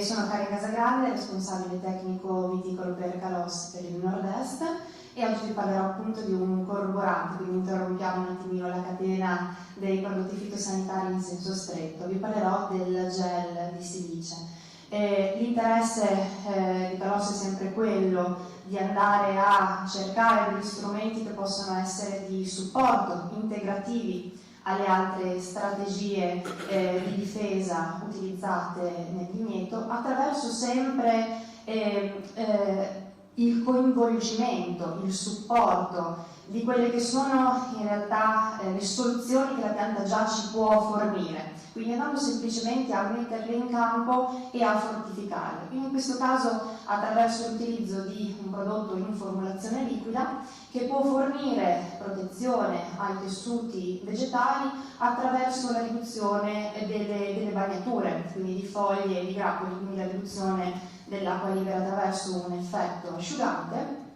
e poi attraverso l'apporto di elementi come il calcio e il silicio, che non sono effettivamente degli elementi che parlano del metabolismo nutrizionale primario, ma quello che poi è la definizione stessa dei corroboranti, cioè andare a coinvolgere il metabolismo, incentivarlo, il metabolismo secondario delle piante, che viene messo in atto proprio nel momento in cui è necessaria una risposta importante a quelli che sono gli stress biotici e abiotici esterni che coinvolgono la pianta, non soltanto andando a rinforzare quelle che sono, diciamo, le difese meccaniche che possiamo immaginare difendere la pianta dagli attacchi esterni di diverso tipo, ma anche, cosa che voglio sottolineare, andare sempre a stimolare quella che è invece un'attività incitoria, quindi un'attivazione genica e quindi una propulsione di quelle che sono le risposte presenti nei serbatoi genetici delle piante che vengono messe in atto e devono in qualche modo essere supportate. Quindi come operiamo? La base da cui viene ottenuto il gel di silice è un metasilicato di calcio, la wollastonite, dove il silicio e il calcio sono presenti in forma cristallina. In realtà, ecco, del calcio possiamo in qualche modo già avere delle informazioni importanti, molto più conosciuto e ritenuto un elemento fondamentale. Per quanto riguarda invece il silicio, è un po' meno conosciuto, sebbene, e quindi non definito come un elemento essenziale, sebbene sia molto presente in natura, abbondantemente presente nel suolo e in tutte le specie vegetali. Nella letteratura scientifica si è studiato e si sta sempre di più approfondendo il ruolo del silicio e emerge soprattutto da studi fatti su colture erbacee, ma questo può essere un incentivo poi per studiarlo sempre di più anche nelle colture arboree. Si vede come questo è un elemento che è un costituente fondamentale che entra a far parte proprio della struttura meccanico-fisica di resistenza appunto verso gli stress esterni, ma la sua, diciamo, presenza viene amplificata e incentivata proprio nel momento in cui vengono messe in atto delle risposte di difesa, appunto di tipo genico, licitorio, attivo. Quindi non lo dobbiamo solo considerare come un elemento di struttura meccanica, ma proprio come un vero e proprio elemento di induzione di resistenza. Dal processo di affinamento di questo minerale viene ottenuto il gel di silice attraverso l'addizione di agenti disperdenti, emulsionanti, bagnanti che ci garantiscono poi di ottenere una formulazione diciamo liquida con una pasta ad elevata solubilità leggermente densa che però garantisce una grande solubilità in botte effettivamente, quindi con un grandissimo grado di compatibilità direi assoluto con tutti i prodotti che possono essere utilizzati nel trattamento fitosanitario, con l'unico accorgimento che non deve essere inserito in una soluzione eccessivamente concentrata ma già un po' diluita, e questo lo riprenderò poi nei suggerimenti finali di utilizzo. Qual è l'effetto principale che viene considerato utile per l'utilizzo del gel di silice? Per il deposito di questi microcristalli di silicato, il calcio, sulla superficie dei tessuti vegetali, foglie o grappoli, che hanno la presenza appunto di un'elevata superficie di assorbimento, il ruolo di disperdere più facilmente l'acqua libera presente a livello superficiale, quindi riducendo, questo lo vediamo anche con un utilizzo frequente sempre di più, quella che è la bagnatura, che sicuramente è uno degli elementi incentivanti delle patologie legate alle criptogame e che sicuramente nella nostra viticoltura, fatta proprio anche di grande umidità e difficile gestione comunque delle superfici foliari, diventa assolutamente utile. Quello che noi abbiamo cercato di valutare per esempio anche nelle diverse strategie antiperonosporiche messe in atto, quindi qui non ho dato una definizione precisa, nel 2019 abbiamo semplicemente fatto un monitoraggio per verificare l'incidenza e la diffusione di peronosporo su diverse tesi, esse biologiche o con utilizzo integrato, quindi con l'utilizzo di diversi prodotti, ma abbiamo sempre verificato che utilizzando il gel di silice ovviamente in abbinamento alle varie linee di difesa, soprattutto utilizzandolo poi in modo frequente, ecco, c'è sempre stata una diminuzione rispetto alle diverse tesi, quindi alle diverse strategie utilizzate, soprattutto dell'incidenza della malattia piuttosto che della diffusione, quindi una riduzione, un contributo effettivo che è ancora di più marcato soprattutto quando le umidità e le bagnature foliari sono molto persistenti. Poi un secondo effetto, quindi abbiamo parlato di una distribuzione superficiale, una riduzione della bagnatura, ma come ho anticipato già all'inizio, nella prima parte del mesofilo fogliare c'è un assorbimento, c'è un rilascio quindi di calcio e di silicio che diventano importanti e interessanti, perché in primo luogo andiamo a irrobustire i tessuti, quindi non pensiamo soltanto agli acini per esempio, ma pensiamo a una fase diciamo fenologica tardiva dove anche le foglie delle femminelle sono particolarmente deboli e un rinforzo quindi dei tessuti vegetali diventa fondamentale anche in questo senso per potersi difendere e essere un po' meno suscettibili dagli attacchi delle diverse crittogame. Per quanto riguarda i grappoli sicuramente interessante per una minore suscettibilità a attacchi fungivi, a marciumi, quindi un contenimento di quella che è la diffusione dei marciumi. E un altro aspetto interessante può essere sicuramente la maggiore resistenza anche delle uve in post raccolta, quindi quando devono essere soggetti ad appassimento.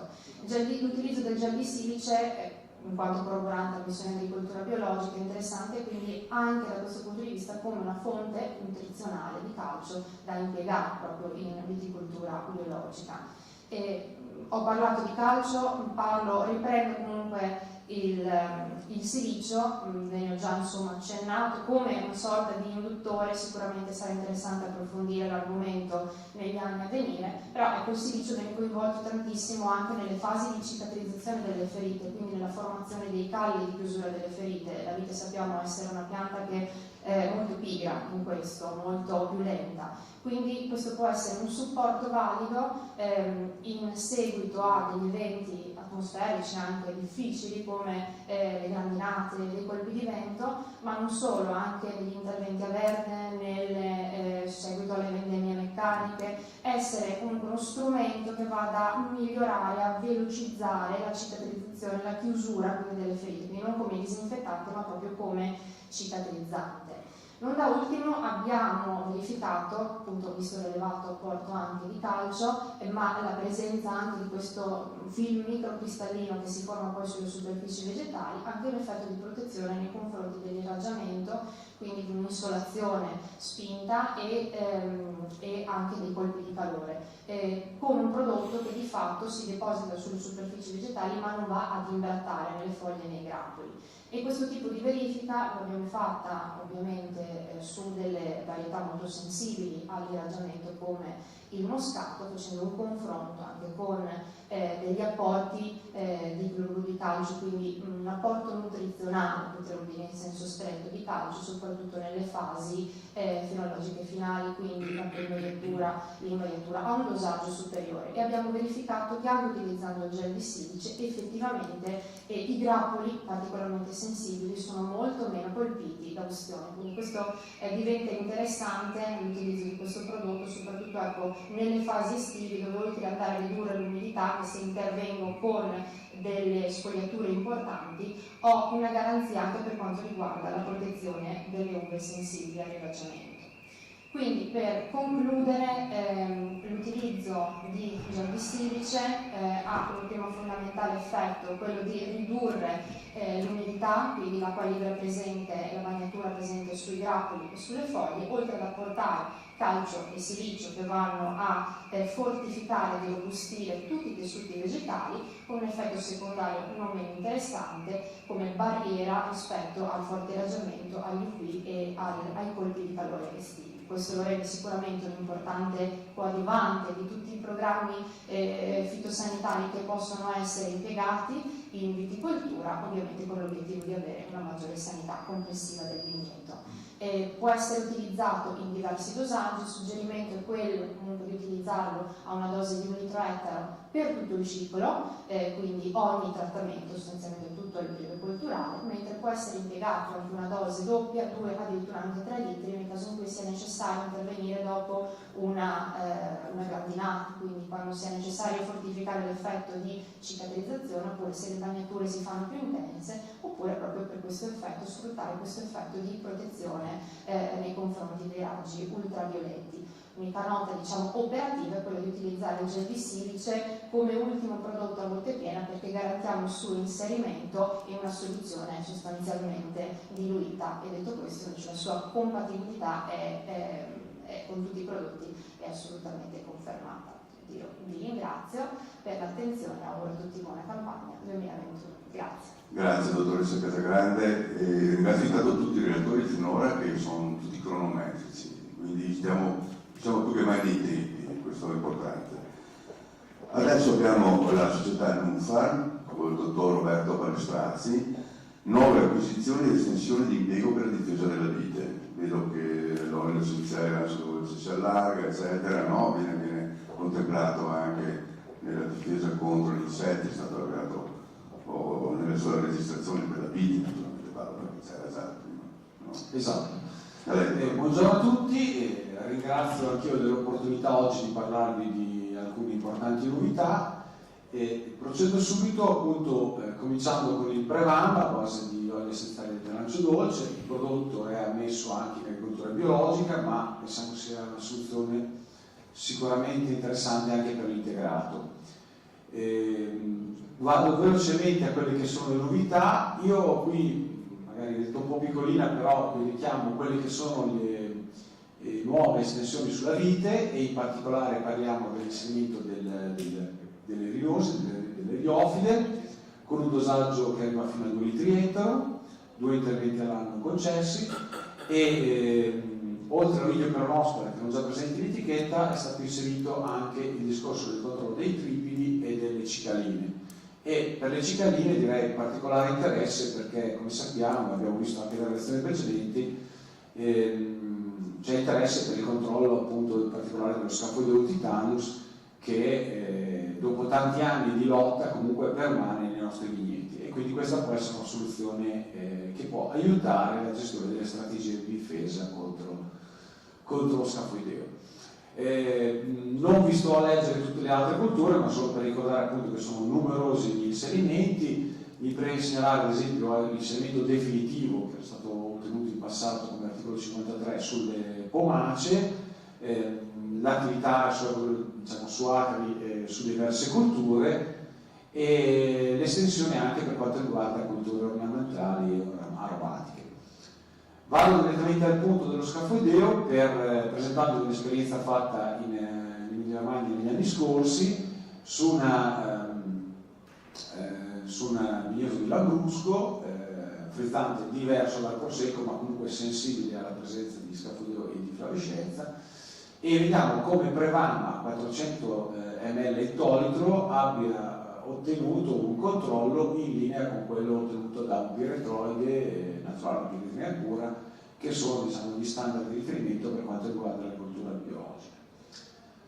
Un'altra esperienza è stata fatta con Sagea in Piemonte su Cultivar Erba Luce. Qui la presenza di scafoideo era anche abbastanza importante, parliamo di 27 linfe su 100 foglie, quindi un attacco importante, e Prevam, in questo caso ha utilizzato la dose di 500 ml ettolitro, ha ottenuto un buon livello di controllo, interessante soprattutto perché abbiamo visto poi che come mantenimento si avvicinava a quello che era lo standard chimico di riferimento del passato. È chiaro che qui siamo intervenuti in una condizione sperimentale in cui si è riuscito a fare una ottima bagnatura della superficie fogliare, quindi a raggiungere gli insetti, le linfe di scafoideo, e sugli insetti a corpo mole l'attività fisica del Prevam è molto buona, quindi quando abbiamo un controllo riusciamo a bagnare in maniera uniforme il target, il parassita, il controllo è ad ottimo livello.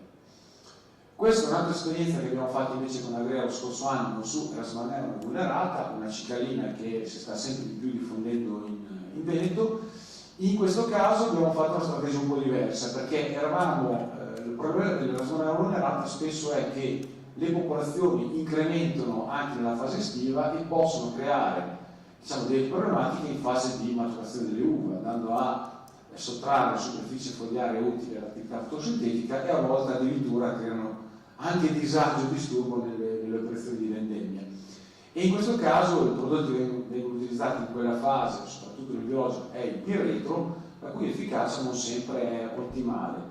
Per cui abbiamo valutato il dosaggio basso di Prevam, 200 ml ettolitro, che consigliamo in quella fase per oidio e per nospora, in associazione al piretro, e abbiamo visto che comunque c'è stato un interessante incremento di attività, soprattutto come effetto abbattente, ma anche come, diciamo, nel tempo, e quindi l'opportunità di utilizzare Prevan eventualmente in miscela con altri prodotti può essere un modo per migliorare l'efficacia, considerando che Prevan comunque può essere utilizzato anche per il controllo delle malattie fungine.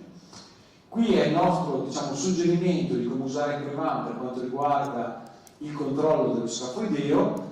Il Prevan può essere utilizzato da solo nel controllo degli stadi chiusolini, quindi direi dalle 1 alle 3, e in questo caso comunque il trattamento di Prevan ha un'attività anche su peronosporoidio, quindi abbiamo più target, e nel caso invece intervenissimo su individui più grandi, fino ad arrivare alla fase degli adulti, Prevan può essere un partner che va a migliorare, sinergizzare quelli che sono gli insetticidi, sia biologici che per il chimico. Qui ho anche schematizzato quella che può essere l'utilizzo di Prevan, perché uno dice questo prodotto che è insetticida, fungicida, acaricida, fa tante cose, ma qual è il momento migliore di utilizzarlo? Allora, secondo noi i momenti sono un po' quelli che ho cercato di individuare qua. Nei trattamenti di apertura può essere un'ottima arma per quanto riguarda il controllo delle eriofile, ma sappiamo che in quella fase ci possono essere anche gli attacchi iniziali di olidio, e il prodotto qui funziona bene anche perché non è influenzato dalle temperature, come lo sarebbe ad esempio lo Zorfil in quella fase, con le basse temperature. Ha un'attività collaterale anche sulle cocciniglie, che in quella fase possono uscire a volte e quindi può avere un contenimento anche su questo. E successivamente nella fase di preferitura può essere inserito da solo o in miscela con prodotti a base di rame per consentire una migliore efficacia dei prodotti a basso dosaggio di rame. Poi nella fase cruciale della fioritura post-allegagione, qui Prevan normalmente lo suggeriamo, sullo scafoideo può essere utilizzato da solo, oppure secondo me in maniera ottimale può essere quello di utilizzarlo insieme ai bassi dosaggi di rame per migliorare l'efficacia, soprattutto per la protezione anche questa fase del grappolo che si è formato. E un'ultima fase è quella invece della fase di pre-cotta, perché grazie al fatto che il prodotto ha un brevissimo intervallo di carenza, non ha residui, può essere utilizzato per il controllo soprattutto dell'oidio nella fase terminale, ed eventualmente comunque anche a limitare la proliferazione di peronospora e infezioni secondarie sulle femminelle. Ricordiamo anche, proprio per la sua meccanismo d'azione particolare, può avere anche un'azione di contenimento di quello che è la diffusione della botrite sui grappoli. Quindi questi sono un po' i momenti che noi vediamo, e per noi è uno strumento sicuramente molto interessante per i viticoltori, sia nel biologico che nell'integrato. Passo velocemente a un'altra soluzione che noi proponiamo per quanto riguarda il controllo degli insetti, e in particolare questo per la lotta integrata, è Acetylprid, il Kestrel. Qui è una formulazione sviluppata da Nufarm che ha una particolare composizione di coformulanti innovativi che ne migliorano l'efficacia, la duratura e la resistenza al diramento. Questo perché il prodotto è in grado di penetrare più facilmente sia il corpo degli insetti target sia la vegetazione, e quindi una maggiore quantità di principio attivo che entra all'interno e che si distribuisce, che va a proteggere nel tempo. È anche una costruzione concentrata che ha dei vantaggi dal punto di vista logistico. Qui un'esperienza su Rasmoneura molto interessante. Siamo intervenuti ai primi di giugno sulla prima generazione e c'era una popolazione abbastanza importante, avevamo circa 2 individui per foglia, e abbiamo intervenuto con Kestrel sia al dosaggio minimo di 0,25 sia quello più elevato di 0,45, ha ottenuto un controllo completo per tutta la generazione, di controlli a 3 e a 14 giorni. Vedendo questa elevata efficacia siamo andati anche a verificare cosa succedeva alla generazione successiva, quindi Agrea non ha applicato insetticidi efficaci contro questo target, e in particolare per la dose più elevata di 0,45 il controllo è stato ottimale anche ai primi d'agosto, quando ancora c'erano oltre 1,3 individui foglie, quindi le foglie risultavano protette anche ai primi d'agosto, quindi una persistenza molto molto importante. Qui una prova che forse abbiamo presentato lo scorso anno, ma per ricordare che il Kestrel contro lo scafoideo è in linea con i migliori standard anche del passato, e quindi un prodotto prodotto assolutamente affidabile per questo tipo di uso. E qui un'esperienza fatta con Eliano negli anni scorsi con la dottoressa Angelini, dove avevamo messo a confronto un essere di riferimento. Siamo a mezzo minuto. Ok, col Kestrel, che migliora l'efficacia, ma aggiungendo al programma abbiamo portato l'efficacia praticamente al 100%. Chiudo ricordando il Nando Maxi, che può essere oggi, venendo a mancare alcuni prodotti, una soluzione per peronospora e botrite, che ha il vantaggio di avere un'incapsulazione originale e una ottima resistenza al dilavamento. Ricordo il fusilate che ha citato anche il dottor Zecchini, sempre il disciplinare per il controllo delle graminacee, e ho lasciato eventualmente per chi potrà vedere quelle che sono le indicazioni di Prevan per l'impiego corretto di Prevan, che troverete anche sul nostro sito del nuovo Debian. Vi ringrazio per l'attenzione. Grazie dottor Balistanzi, grazie. E abbiamo ora la SICCAM con il dottor Luca Veronesi, che giocherà un po' di jolly come insetticidi, fa parte un po' della strategia tipica della SICCAM, no? Sì. A lei la parola. Grazie, buongiorno a tutti. Mi associo ai ringraziamenti per l'invito a questo forum sempre molto interessante. Come ha detto lei, il dottor Terzariol, SICCAM ha una gamma di prodotti per le cicaline della vita, in modo particolare per Scaphoideus titanus, alcuni più conosciuti come Epic e Trebon, alcuni meno conosciuti come Oikos, per il quale faremo una piccola divagazione, è un po' la novità della presentazione. È un argomento dibattuto, come abbiamo visto quello dello Scaphoideus titanus, evidentemente è un argomento che è importante per la viticoltura veneta e non solo. Epic SL è il prodotto probabilmente più conosciuto, è uno dei prodotti a base di acetamiprid, è il primo acetamiprid registrato in formulazione 50 grammi litro. Qual è il carattere distintivo di questo acetamiprid rispetto ad altri acetamiprid, ma anche rispetto ad altri prodotti?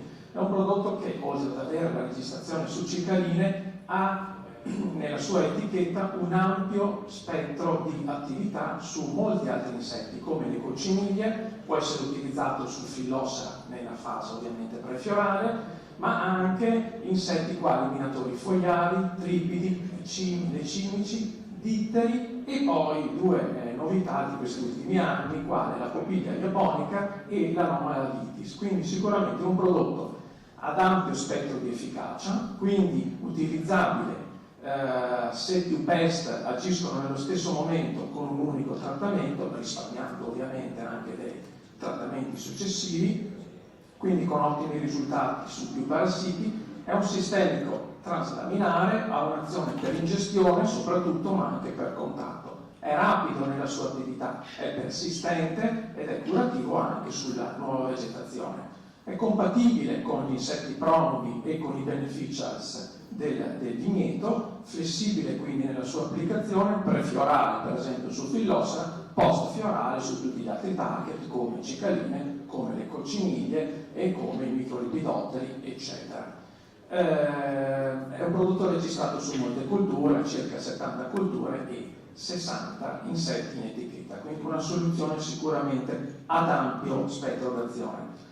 L'Etofenprox, cioè il Trebon, una formulazione di Etofenprox 287 grammi litro, possiede anche lui un'ottima attività sulle cicaline della vite, è più abbattente, è un prodotto assimilabile come attività chimica ai piretroidi, quindi è nello stesso gruppo dei piretroidi, però chimicamente il prodotto non è un piretroide.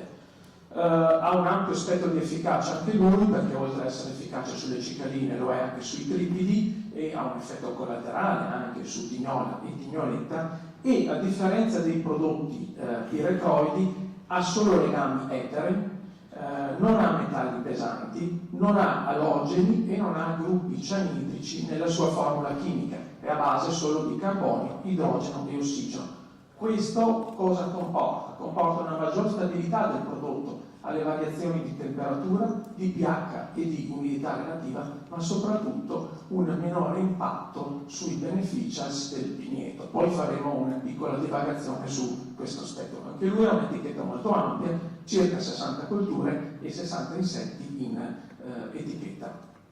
Come vi dicevo prima, è stato nominato anche dal dottor Zecchin in apertura. Oikos è a base di azadiractina. Anche Oikos, in questa immagine lo raffigura appieno, è un prodotto multicoltura e multitarget. È un prodotto molto conosciuto nelle serre del centro-sud Italia perché è un prodotto di riferimento per il controllo di allurobidi e tripidi, ma è anche un ottimo prodotto sulla tuta assoluta e su altri target, tignole in generale. Ecco, su vite è meno conosciuto. Vediamo di raffigurarlo un poco per conoscerlo un po' meglio.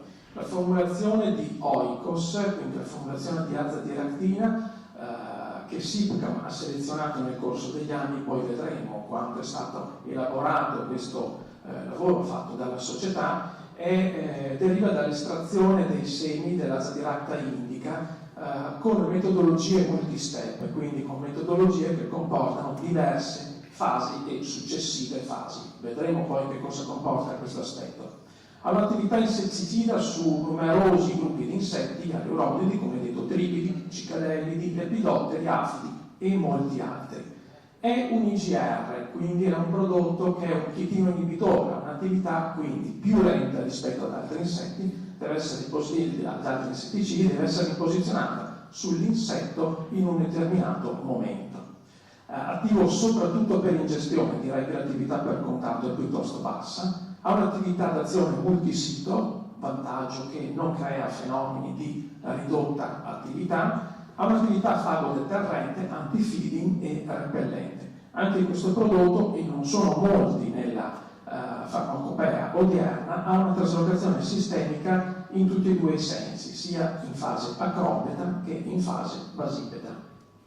Come vi dicevo, l'attività di SIPCAM nella stesura, nell'arrivo all'Oikos 26 grammi litro, che è la formulazione che oggi è sul mercato, vedete che è piuttosto lunga, è iniziata nei primi anni 2000 con una formulazione a 32 grammi litro, è passata poi a una formulazione a 25 grammi, poi l'attuale formulazione ancora presente a 10 grammi litro, di nuovo una formulazione 32 che poi è oggetto dell'Annex 3, fino ad arrivare ad oggi alla formulazione 26 grammi litro ammessa in agricoltura biologica.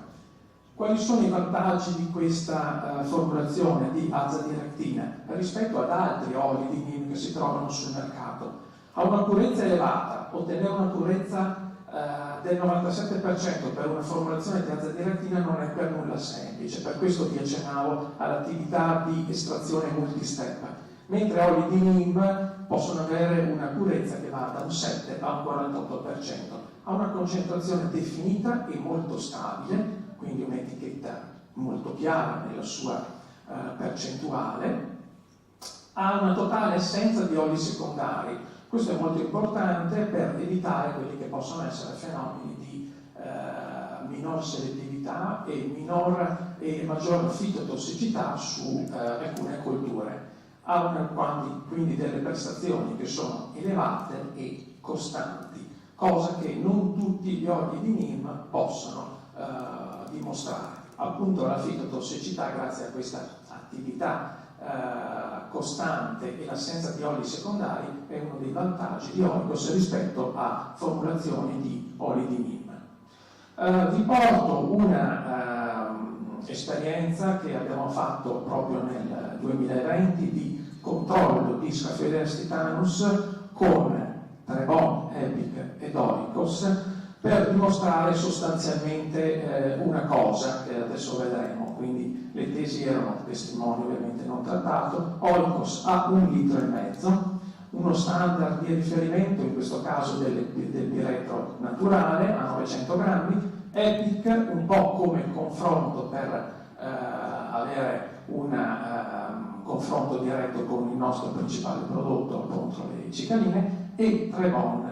Up come ulteriore confronto. Questo è il risultato in termini di efficacia su numero di ninfe di Scaphoideus titanus. Oikos è rappresentato dal primo istogramma di colore rosso, mentre l'istogramma più alto, sempre di colore rosso, è rappresentato dall'Epic e quell'altro dal Trebon. in grigio il piretro naturale. 3 rilievi, 2 interventi, a 7 giorni dopo il primo intervento, a 7 giorni dopo il secondo intervento e a 14 giorni dopo il secondo intervento.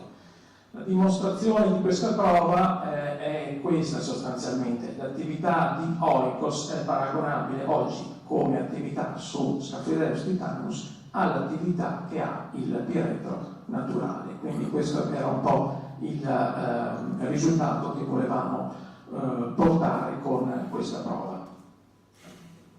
Quindi la prova conferma l'efficacia chiaramente abbattente di Epic e Tetrabond su giovani individui di Scaphoideus. L'attività di Oikos si è dimostrata buona, non quanto Epic e Tetrabond, ma ovviamente al pari del riferimento che oggi è il piretro. L'aspetto importante che dobbiamo tenere presente, che vi anticipavo prima, è che Oikos è un prodotto IGR, è un prodotto che ha bisogno di qualche tempo in più per agire, quindi è necessario un posizionamento di circa 7 giorni anticipato rispetto al piretro. La dose su vite è di 1,5 litri etero, consigliamo l'applicazione a 1,5 litri, sono consentiti 2 interventi.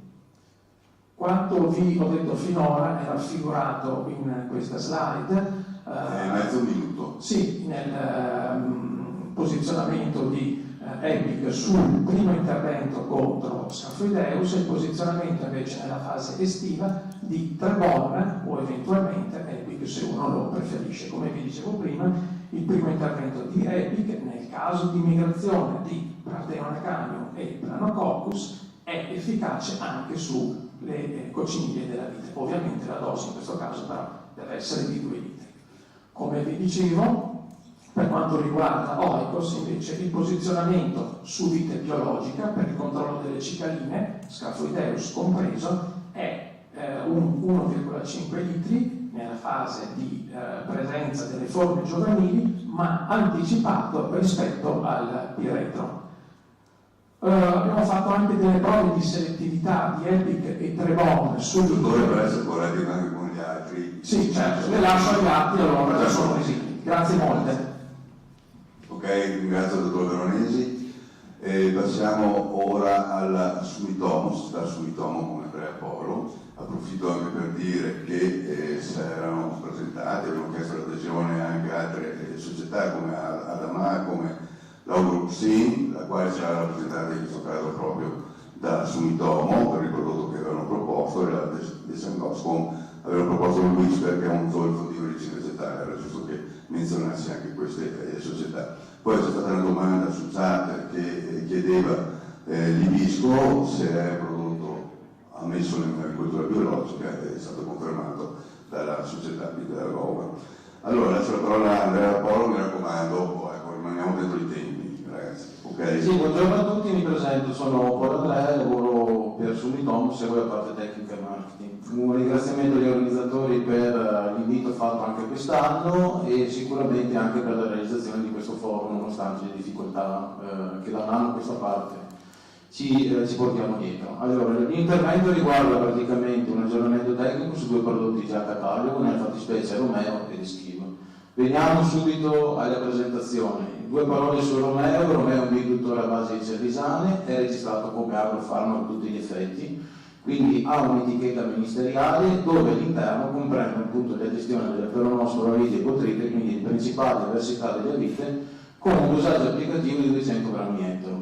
È un prodotto biologico che come funziona? Praticamente Romeo va a preallertare le difese della pianta, appunto favorendo le attivazioni di queste difese interne, le preallerta, simula praticamente l'attacco di un patogeno. Come? Grazie praticamente alla struttura chimica del cervisane, che come vedete dalla fotografia è composta da quelle caratteristiche, da quelle composizioni, comunque strutture chimiche che sono molto simili alle strutture che troviamo nei singoli patogeni. Infatti la pianta percepisce il segnale del cervisane come se fosse sotto attacco. Di conseguenza abbiamo una difesa immunitaria che un'attivazione di 24 ore che dura 7-10 giorni, praticamente vedete come nelle slide le cellule vegetali sia completamente invasa o comunque attivata dalle varie difese endogene che fanno parte di tutte quelle sostanze che vedete lì menzionate come calliosi e proteine, fanno parte della SAR che vanno praticamente a interagire nel contrastare la malattia. In basso a destra nella slide vedete come il perossido ha un'attività praticamente di bruciatura o comunque di disidratazione delle micelle che è all'interno delle piante. Il Romeo deve essere posizionato a blocchi. A blocchi cosa indichiamo? 2, massimo 4 interventi consecutivi distanziati 7-10 giorni, distanziati di 7-10 giorni, distanza da blocco a blocco 14-20 giorni. Questo per evitare che si abbia una assuefazione o comunque una mancata sensibilità della pianta per quanto riguarda le attività del bioattivatore. Quindi è importante effettuare degli stacchi da un blocco all'altro. Per la gestione della peronospora il prodotto deve essere sempre inserito con un partner di miscela, rame nel caso del bio oppure prodotti di sintesi nel caso convenzionale. Per la fase iniziale e centrale anche questo deve essere miscelato con altri partner. Nelle fasi finali, quindi vuol dire gli ultimi 3-4 applicazioni, il prodotto può essere effettuato da solo. Come da solo può essere applicato nella gestione specifica delle botrite. Alcuni aspetti tecnici del prodotto. Il prodotto agisce per contatto, quindi curare molto bene la parte della distribuzione. Azione preventiva, è una sostanza inerte, quindi non lievito vivo. Non effettuare miscele estemporanee per quanto riguarda alcune sostanze come il bicarbonato di potassio e l'antilomisis pisqualis, in quanto si ha un'incompatibilità fisica. Cosa vuol dire? Che nelle volte si ha una circolazione. Invece non effettuare anche miscele estemporanee con fosfiti fosfonati o con altri induttori, in quanto si ha un'incompatibilità di tipo biologica. Il Romeo nasce come prodotto diretto per la gestione biologica delle vite, ma può anche essere inserito anche in un contesto convenzionale. Ad esempio, applicando un primo blocco composto da 3-4 associazioni di prodotti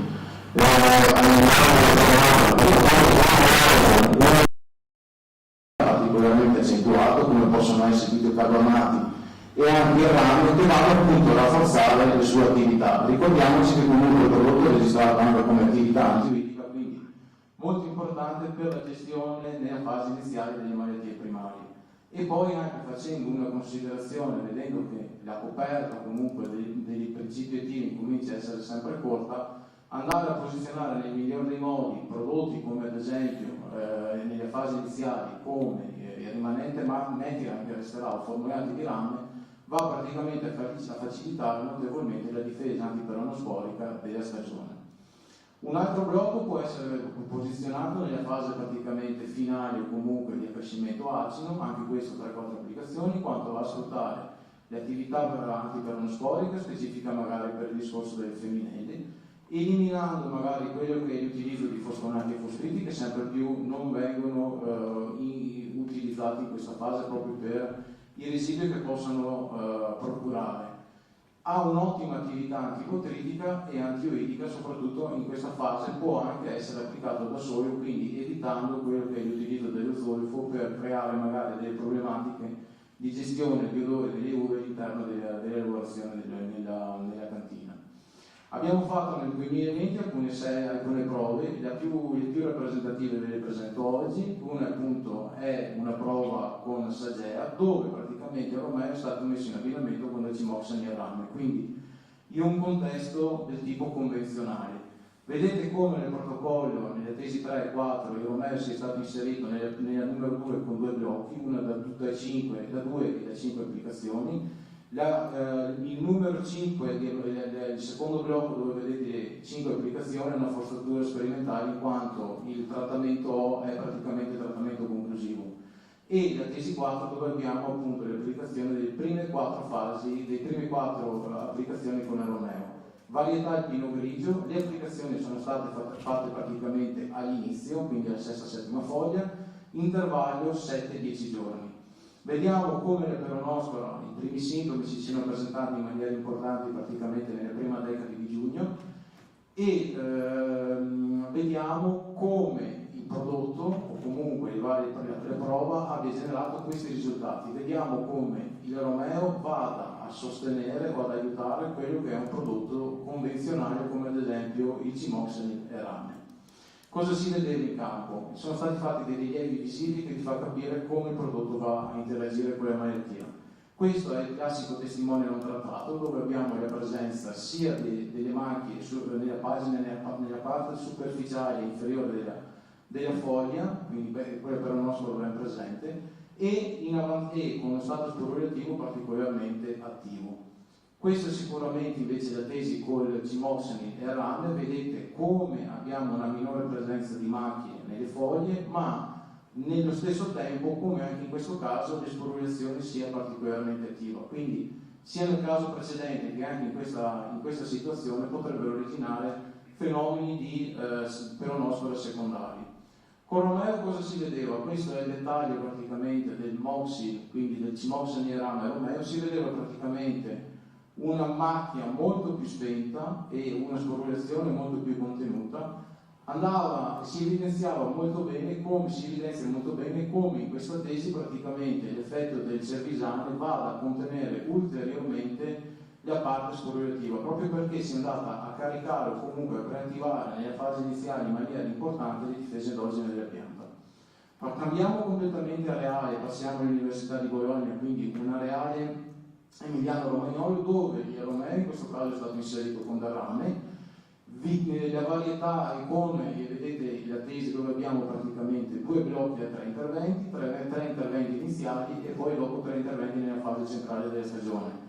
La varietà in Merlot, quindi si cambia completamente la sensibilità delle malattie del peronospora nel grappolo in maniera importante.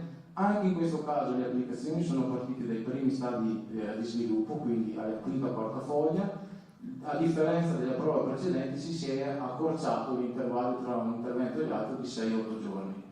Qui i primi sintomi della malattia sono apparsi praticamente in concomitanza della fioritura, quindi in una situazione particolarmente sensibile e delicata della coltura stessa. Cosa si è visto praticamente dalle analisi che è stata effettuata a livello parcellare? Che anche in questo caso il Romeo in associazione del rame è andato a incrementare l'attività del rame stesso sul grappolo.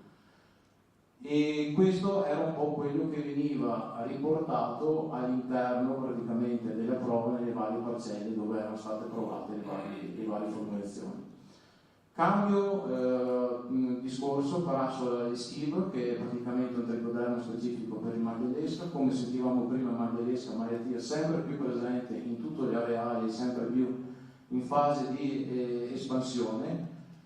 La prova principale di aggiornamento per quanto riguarda il 2020 è una prova di semicampo effettuata dalla professoressa Mugnai dell'Università di Firenze, dove praticamente il tricoderma è stato sottoposto a delle temperature molto critiche. La prova di semicampo come è stata effettuata? Praticamente si sono presi i tracci di vite, sono stati inoculati con estiva, l'asciugatura minimo indispensabile 4 ore, quindi con tematiche particolarmente strette. Successivamente il prodotto, il traccio è stato inserito in una specie di freezer dove ha subito per 72 ore degli stress termici. Successivamente l'elemento è stato estratto, sezionato ed analizzato tramite microscopio in laboratorio. Praticamente andiamo a vedere come l'ultimo istogramma a destro verifichi la vitalità del prodotto a una temperatura anche di meno 20 gradi centigradi. Se a confronto ad esempio con lo standard di riferimento 25 gradi centigradi che è la temperatura ottimale per lo sviluppo del prodotto. Molto velocemente altre caratteristiche del prodotto stanno nella velocità di crescita, soprattutto se confrontato con i vari patogeni del mal dell'esca, quindi una velocità molto veloce. Oltre alla velocità anche la crescita praticamente a temperature relativamente basse, sempre se confrontate con i vari patogeni o comunque gli elementi che compongono il complesso del mal dell'esca.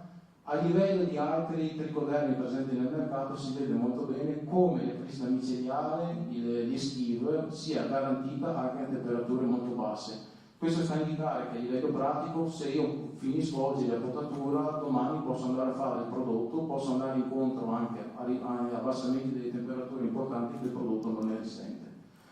L'altra capacità del prodotto è quella praticamente di penetrare anche nella parte interna del traccio trattato, quindi non forma solo un tappo. A livello di etichetta, questa è l'etichetta italiana, è consentito 2 applicazioni, 4 kg etero o manuale tramite scanellatura 100 grammi litro. Questo è un'etichetta che è un mutuo riconoscimento francese, in quanto in Francia il dosaggio del prodotto viene modulato in base al numero per ceppi coltivati per ettaro. Alcune indicazioni tecniche importanti. Saluta pure Andrea. A posto, io ho terminato. Niente, devo fare così, altrimenti ecco, mi spiace ovviamente interrompere che sta facendo la relazione, però 10 minuti sono 10 minuti. Allora andiamo con la penultima relazione, quella di Syngenta con Marco Pravisano, e vediamo cosa c'ha da proporci quest'anno. A te Marco. Grazie a tutti.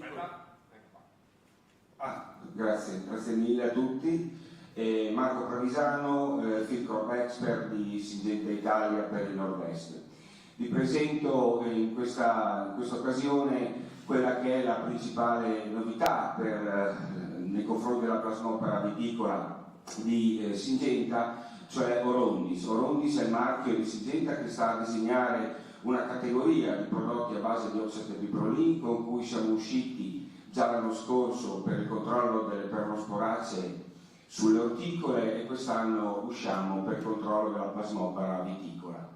Orondis, come dicevo, a base di oxatebiprolin, connubia una eccezionale potenza, un nuovo modo di azione, a una resistenza al rilevamento, ad un controllo prolungato nel tempo e una protezione della nuova vegetazione. Il meccanismo di azione, come sappiamo, è completamente diverso da tutti gli altri fungicidi esistenti sul mercato e la scelta del partner di contatto ne garantisce una assenza di resistenza incrociata.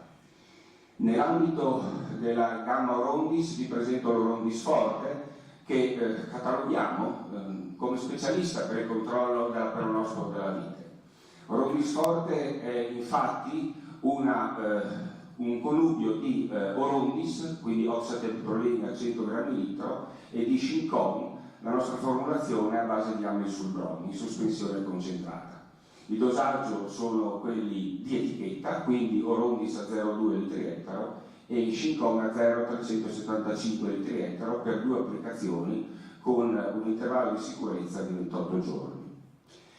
Andiamo a vedere nell'ambito della proposta formulativa le caratteristiche del partner di contatto amisulbron, quindi Shincon.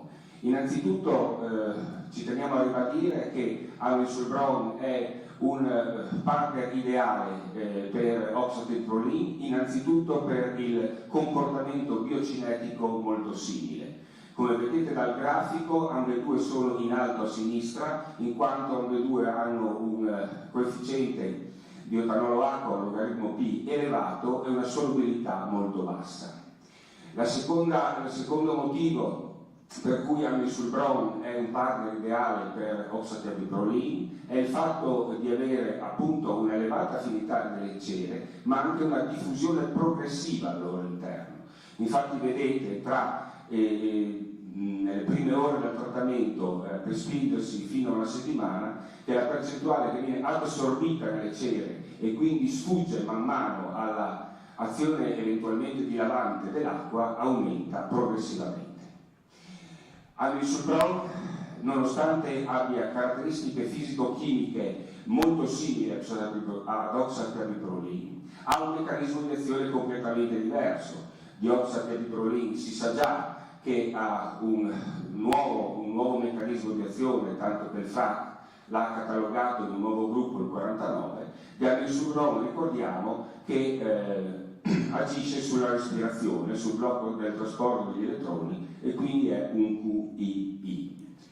Il quarto motivo per cui amisulbron si adatta bene come partner è per queste caratteristiche peculiari tra i principi attivi di copertura. È vero sì che ha un'elevata efficacia preventiva, ma associato anche a una seppur limitata attività curativa, ha una elevata persistenza di azione ed ha un'azione di copertura unita, come abbiamo visto prima, a una limitata mobilità locale.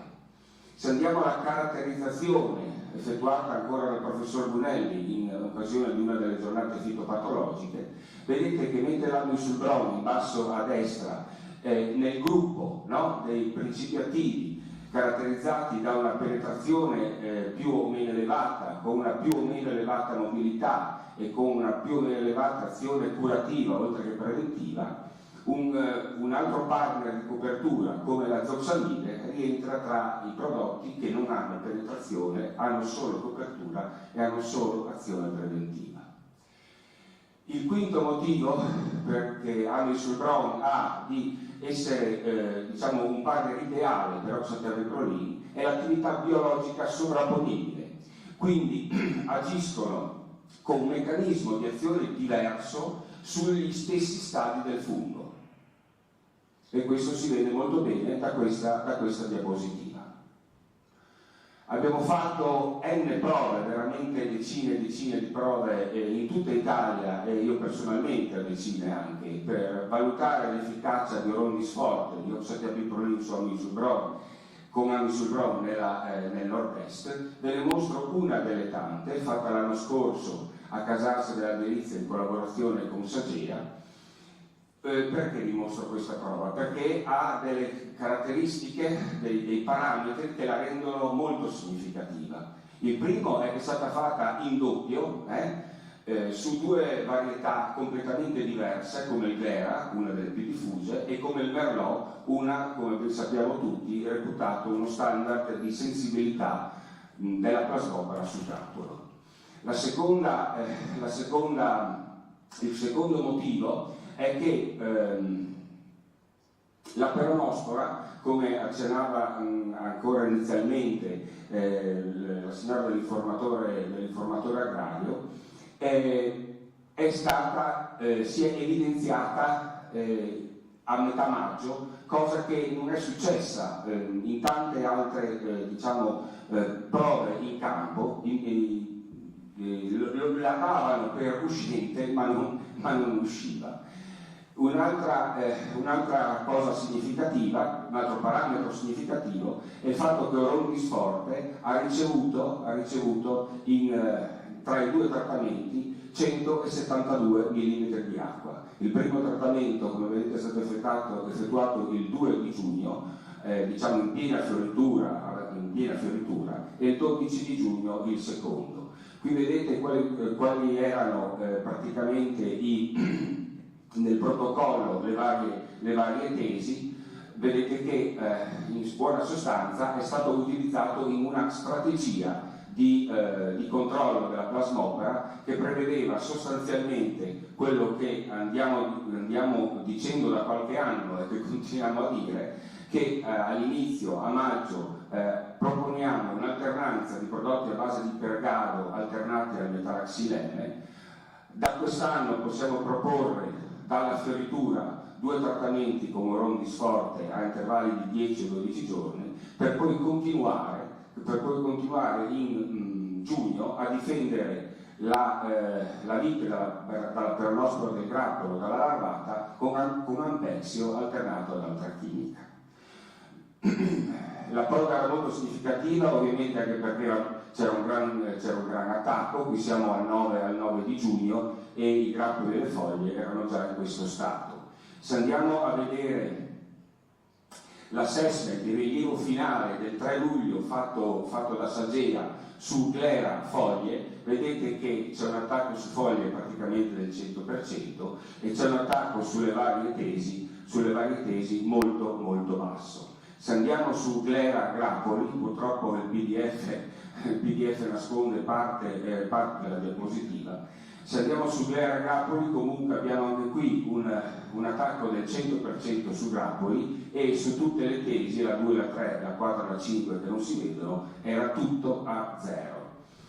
Sul Merlot, come ci si aspettava al 3 luglio, un attacco leggermente inferiore su foglia. Sappiamo che il Merlot è leggermente inferiore come sensibilità su foglia rispetto al Glera, ma comunque tutte le tesi erano perfette. Se andiamo sul Merlot grappoli, qui finalmente si vede tutto, anche le tesi 4 e 5, vedete che l'attacco su grappoli era praticamente al 100% sia in diffusione sia in intensità, e le varie tesi erano tutte perfette, non c'era un grappolo attaccato per un attimo dello stesso.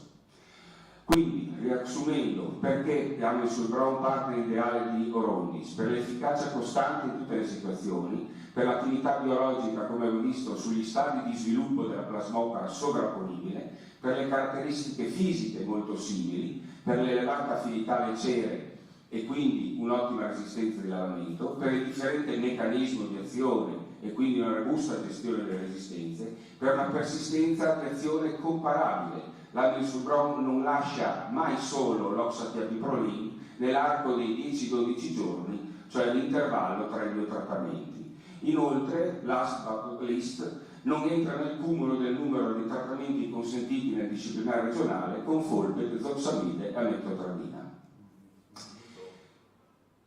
Un minuto? Perfetto, grazie Fiorello.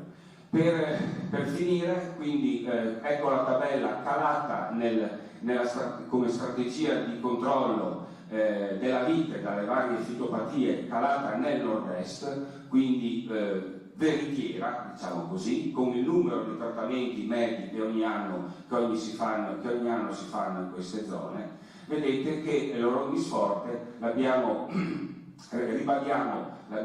inserito dopo i trattamenti con Pergalo e Ridomil da inizio piena fioritura. Se andiamo sulla strategia di protezione della vite 2021 nella zona della DOCG Prosecco o nel metodo Asolo, solo per ribadire che la strategia, cioè la scaletta rimane quella, la sequenza rimane quella.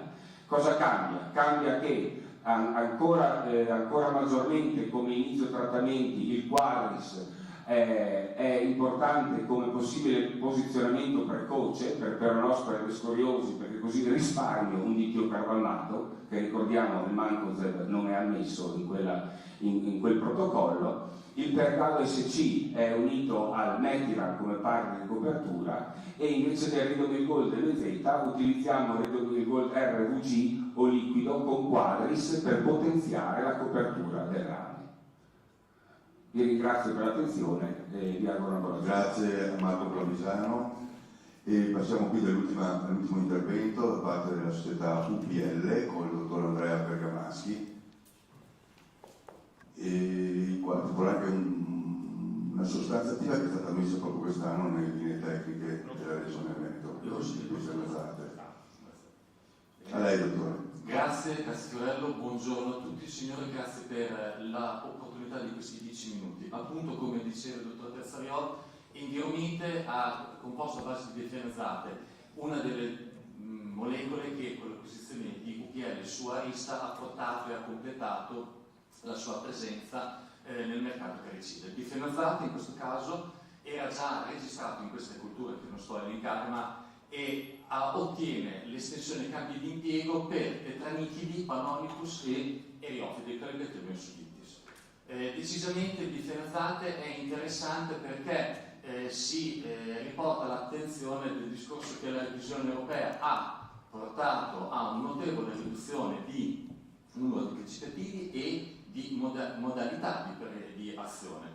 In questo caso il difenazate fa parte, secondo il gruppo IRAC, del sottogruppo D del gruppo 20, quindi non in resistenza incrociata con i meti. Spettro d'azione è interessante perché è efficace su tutti gli stadi mobili del Panonicus, uova comprese, mentre per il Tetramicus è polifago tanto quanto il Panonicus solo sul discorso degli stadi mobili. È interessante forse soprattutto per il discorso Panonicus anche ovicida, in quanto il prodotto può penetrare al di là di quella che è la variante del cemento del corium dell'uovo e disattivare e uccidere la larva in formazione. Attivo per contatto, non è necessario troppo per trasnominare, l'acaro immediatamente cessa di nutrirsi, quindi è estremamente interessante perché riduciamo immediatamente il danno. La mortalità avviene per affamamento praticamente dopo 3-4 giorni. Abbiamo fatto studi anche sulla lunga presenza di attività sulle foglie, oltre i classici 14 giorni che noi riportiamo. Importante proprio per il suo meccanismo esclusivo, che è esclusivo su un punto metabolico degli acari, non tocca quello che è il punto metabolico, se vogliamo così chiamarlo, sugli insetti, quindi selettivo su pronudi, predatori e parassitoidi. Giusto per farvi vedere tutti gli studi che sono stati compiuti, stiamo parlando di una classificazione secondo IOTC intorno a o a 0, nulla o a 1, ma soprattutto, di nuovo, sempre per la IOTC category, è classificato come privo di rischio per apis mellifera e Homo terrestre, quindi per i nostri due principali impollinatori. Il modello d'azione è, come vi dicevo, dopo 3 ore gli acari smettono di nutrirsi, ma assumono una specie di ballo di San Vito, non è propriamente un termine tecnico fitoiatrico, ma vi è una ipermotilità, visto e considerato che andiamo a disorganizzare quelli che sono la pompa elettronica dell'energia dell'acro. Di conseguenza l'acro soffre di questa ipermotilità, ma gradualmente calano e per la morte sopraggiunge dopo 3-4 giorni. Un paio di prove per il discorso acari, ecco, giusto appuntamento revocato, perché uno degli ultimi che sono spariti in questo periodo, siamo nel nord-est, su pino grigio, testimone 41% di foglie, è stato anche valutato, visto che il cletretrino supporta l'accorciamento dei internodi e la lunghezza. Il prodotto si è comportato molto meglio in termini di efficacia e logicamente questo si è riverberato sulla prestazione di sviluppo della elite. Per quanto riguarda il Pannomicus, scendiamo un pochino, siamo qua in casa praticamente, effetto dose non esiste e, come vi dicevo, visto e considerato che l'eccellente attività anche sulle uova, questa prova ne è la dimostrazione. Non esiste effetto dose e soprattutto notate che la prosecuzione del protocollo prevedeva 4 rilievi, vi porto l'ultimo che è a 28 giorni dal trattamento. Questa è la pressione su uova giovani, ripartita su uova giovani a tutti. Strategia di controllo è il completamento del calcio d'inizio del politiol, il nostro olio speciale additivato con zolfo, e Enviromide va a completare o al germogliamento 3-5 foglie o in fioritura il controllo di acari ed erofidi. Per quanto riguarda invece il linkit, da acaricida parliamo invece in questione fungicida, una combinazione originale, in quanto non è una novità parlare di oidio, ma Orsola parassitario e Black Rot, che sono stati, io me li sono ristudiati sul manuale del Goidanic ai tempi dell'università, ritrovati nelle schede del 1997 dell'informatore agrario come curiosità patologica. Oggi non è più una curiosità patologica, sempre più aree d'Italia reclamano danni da Black Rot. Soprattutto perché Black Rot non è peronospora, è molto meno sensibile e suscettibile a variazioni di temperatura e di conseguenza quando noi diciamo superati i 30-32 gradi la peronospora rallenta o dovrebbe rallentare, il Black Rot invece prospera. Giusto per darvi un'idea sistematica, è una stomicete, quindi ha penetrazione attiva. Giusto per darvi un'idea, i primi sintomi, macchia depressa o olivacea, e soprattutto è inconfondibile rispetto alla larvata, c'è la spampinatura completa, il completo svuotamento del granulo. Non sono mai avvezzo a portare le medie, ma ho voluto comunque farle vedere perché è una tendenza, deriva direttamente dal dossier di registrazione. Le 5 prove svolte in Italia, di cui, ahimè, 4 qua nel nord-est, appunto su varietà che parlano di suscettibilità, per cui Pinot e Merlot, e notate che il linkit guardiamo soprattutto la barra dell'efficacia nell'intensità, perché l'azione del difenoconazolo assieme all'azione sinergica della spiroxamina comunque comporta un miglioramento dell'attività sul Black Rot. Nulla di, come posso chiamarla, di nuovo sul controllo invece dell'oide, dove spiroxamina ha la sua perfetta controllo rispetto al reference. In questo caso ho portato il pacchetto completo e di reference qui troviamo, visto e considerato che sono prove sia italiane sia francese, i 2 principali reference, quindi gli inibitori classici del penconazolo o del buconazolo. Strategie di controllo, anche in questo caso, visto e considerato che abbiamo l'infezione primaria da 3 foglie a grappoli distesi, Pencozeb, finché ci sarà, o comunque prodotti a base di Mancozeb, o in alternativa Folder a base di Folder o nelle sue miscele. Logicamente a questo punto la sovrapposizione del controllo dell'oidio, quindi un controllo armonico e non distonico della nostra linea di difesa, un unico passaggio per la copertura di 2 malattie. Le mie conclusioni sono qui riportate proprio in parallelo, visto e considerato, voglio ricordare, l'efficacia acari ed eriofidi, anche questi di nuovo in sviluppo proprio anche per la mancanza di prodotti specifici, una persistenza ma soprattutto un prodotto che è complementare al politiolo. Il Linkit nella doppia attività del Black Rot diventa il prodotto complementare al Thiopron, zolfo liquido a 825 grammi litro, che pensavo e speravo in questa occasione di portare anche questo esteso sul Black Rot, ma sarà l'occasione del prossimo video. Vi ringrazio e vi auguro veramente un'ottima campagna 2021. Grazie al dottor Andrea Bergamaschi, che è stato ancora all'interno dei tempi che erano dati alle singole relazioni. Allora, basta, il format in pratica termina in questa maniera, la parola passa per la chiusura al direttore di Condifesa, 13 licenza per il mondo, il dottor Filippo Codato. Io naturalmente ringrazio un po' il volo Emiliana Carotenuto per essere venuta fin qui, ovviamente Gabriele Zecchin, tutti voi che avete relazionato e i colleghi che hanno dato una mano, Nicola Massaccesi e Giuseppe Boato. Quindi la parola ovviamente al direttore che chiude questo incontro.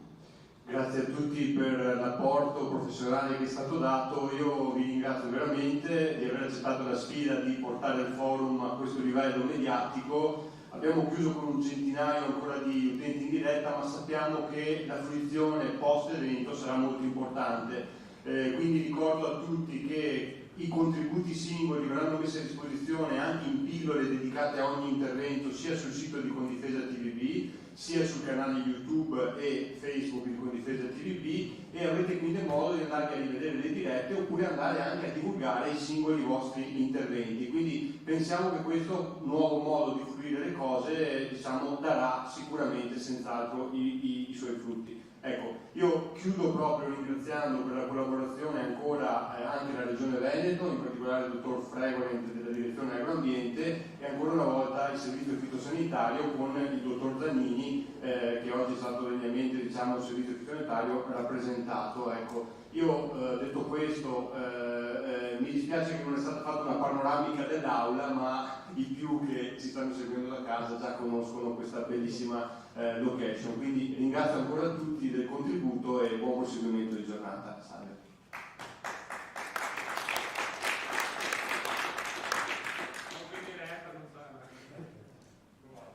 Scusate se facciamo la solita foto, no? Con la mascherina, il solito gruppo che ha collaborato, il presidente, direttore, tutti quelli che hanno collaborato con questa iniziativa qua. Va bene? Che dopo io ve la giro. Sì. La parte qua dentro o appena fuori? Non sono anch'io per veda tanto. Mentre facciamo l'entrata della scuola, qui davanti, sì, sotto. Grazie.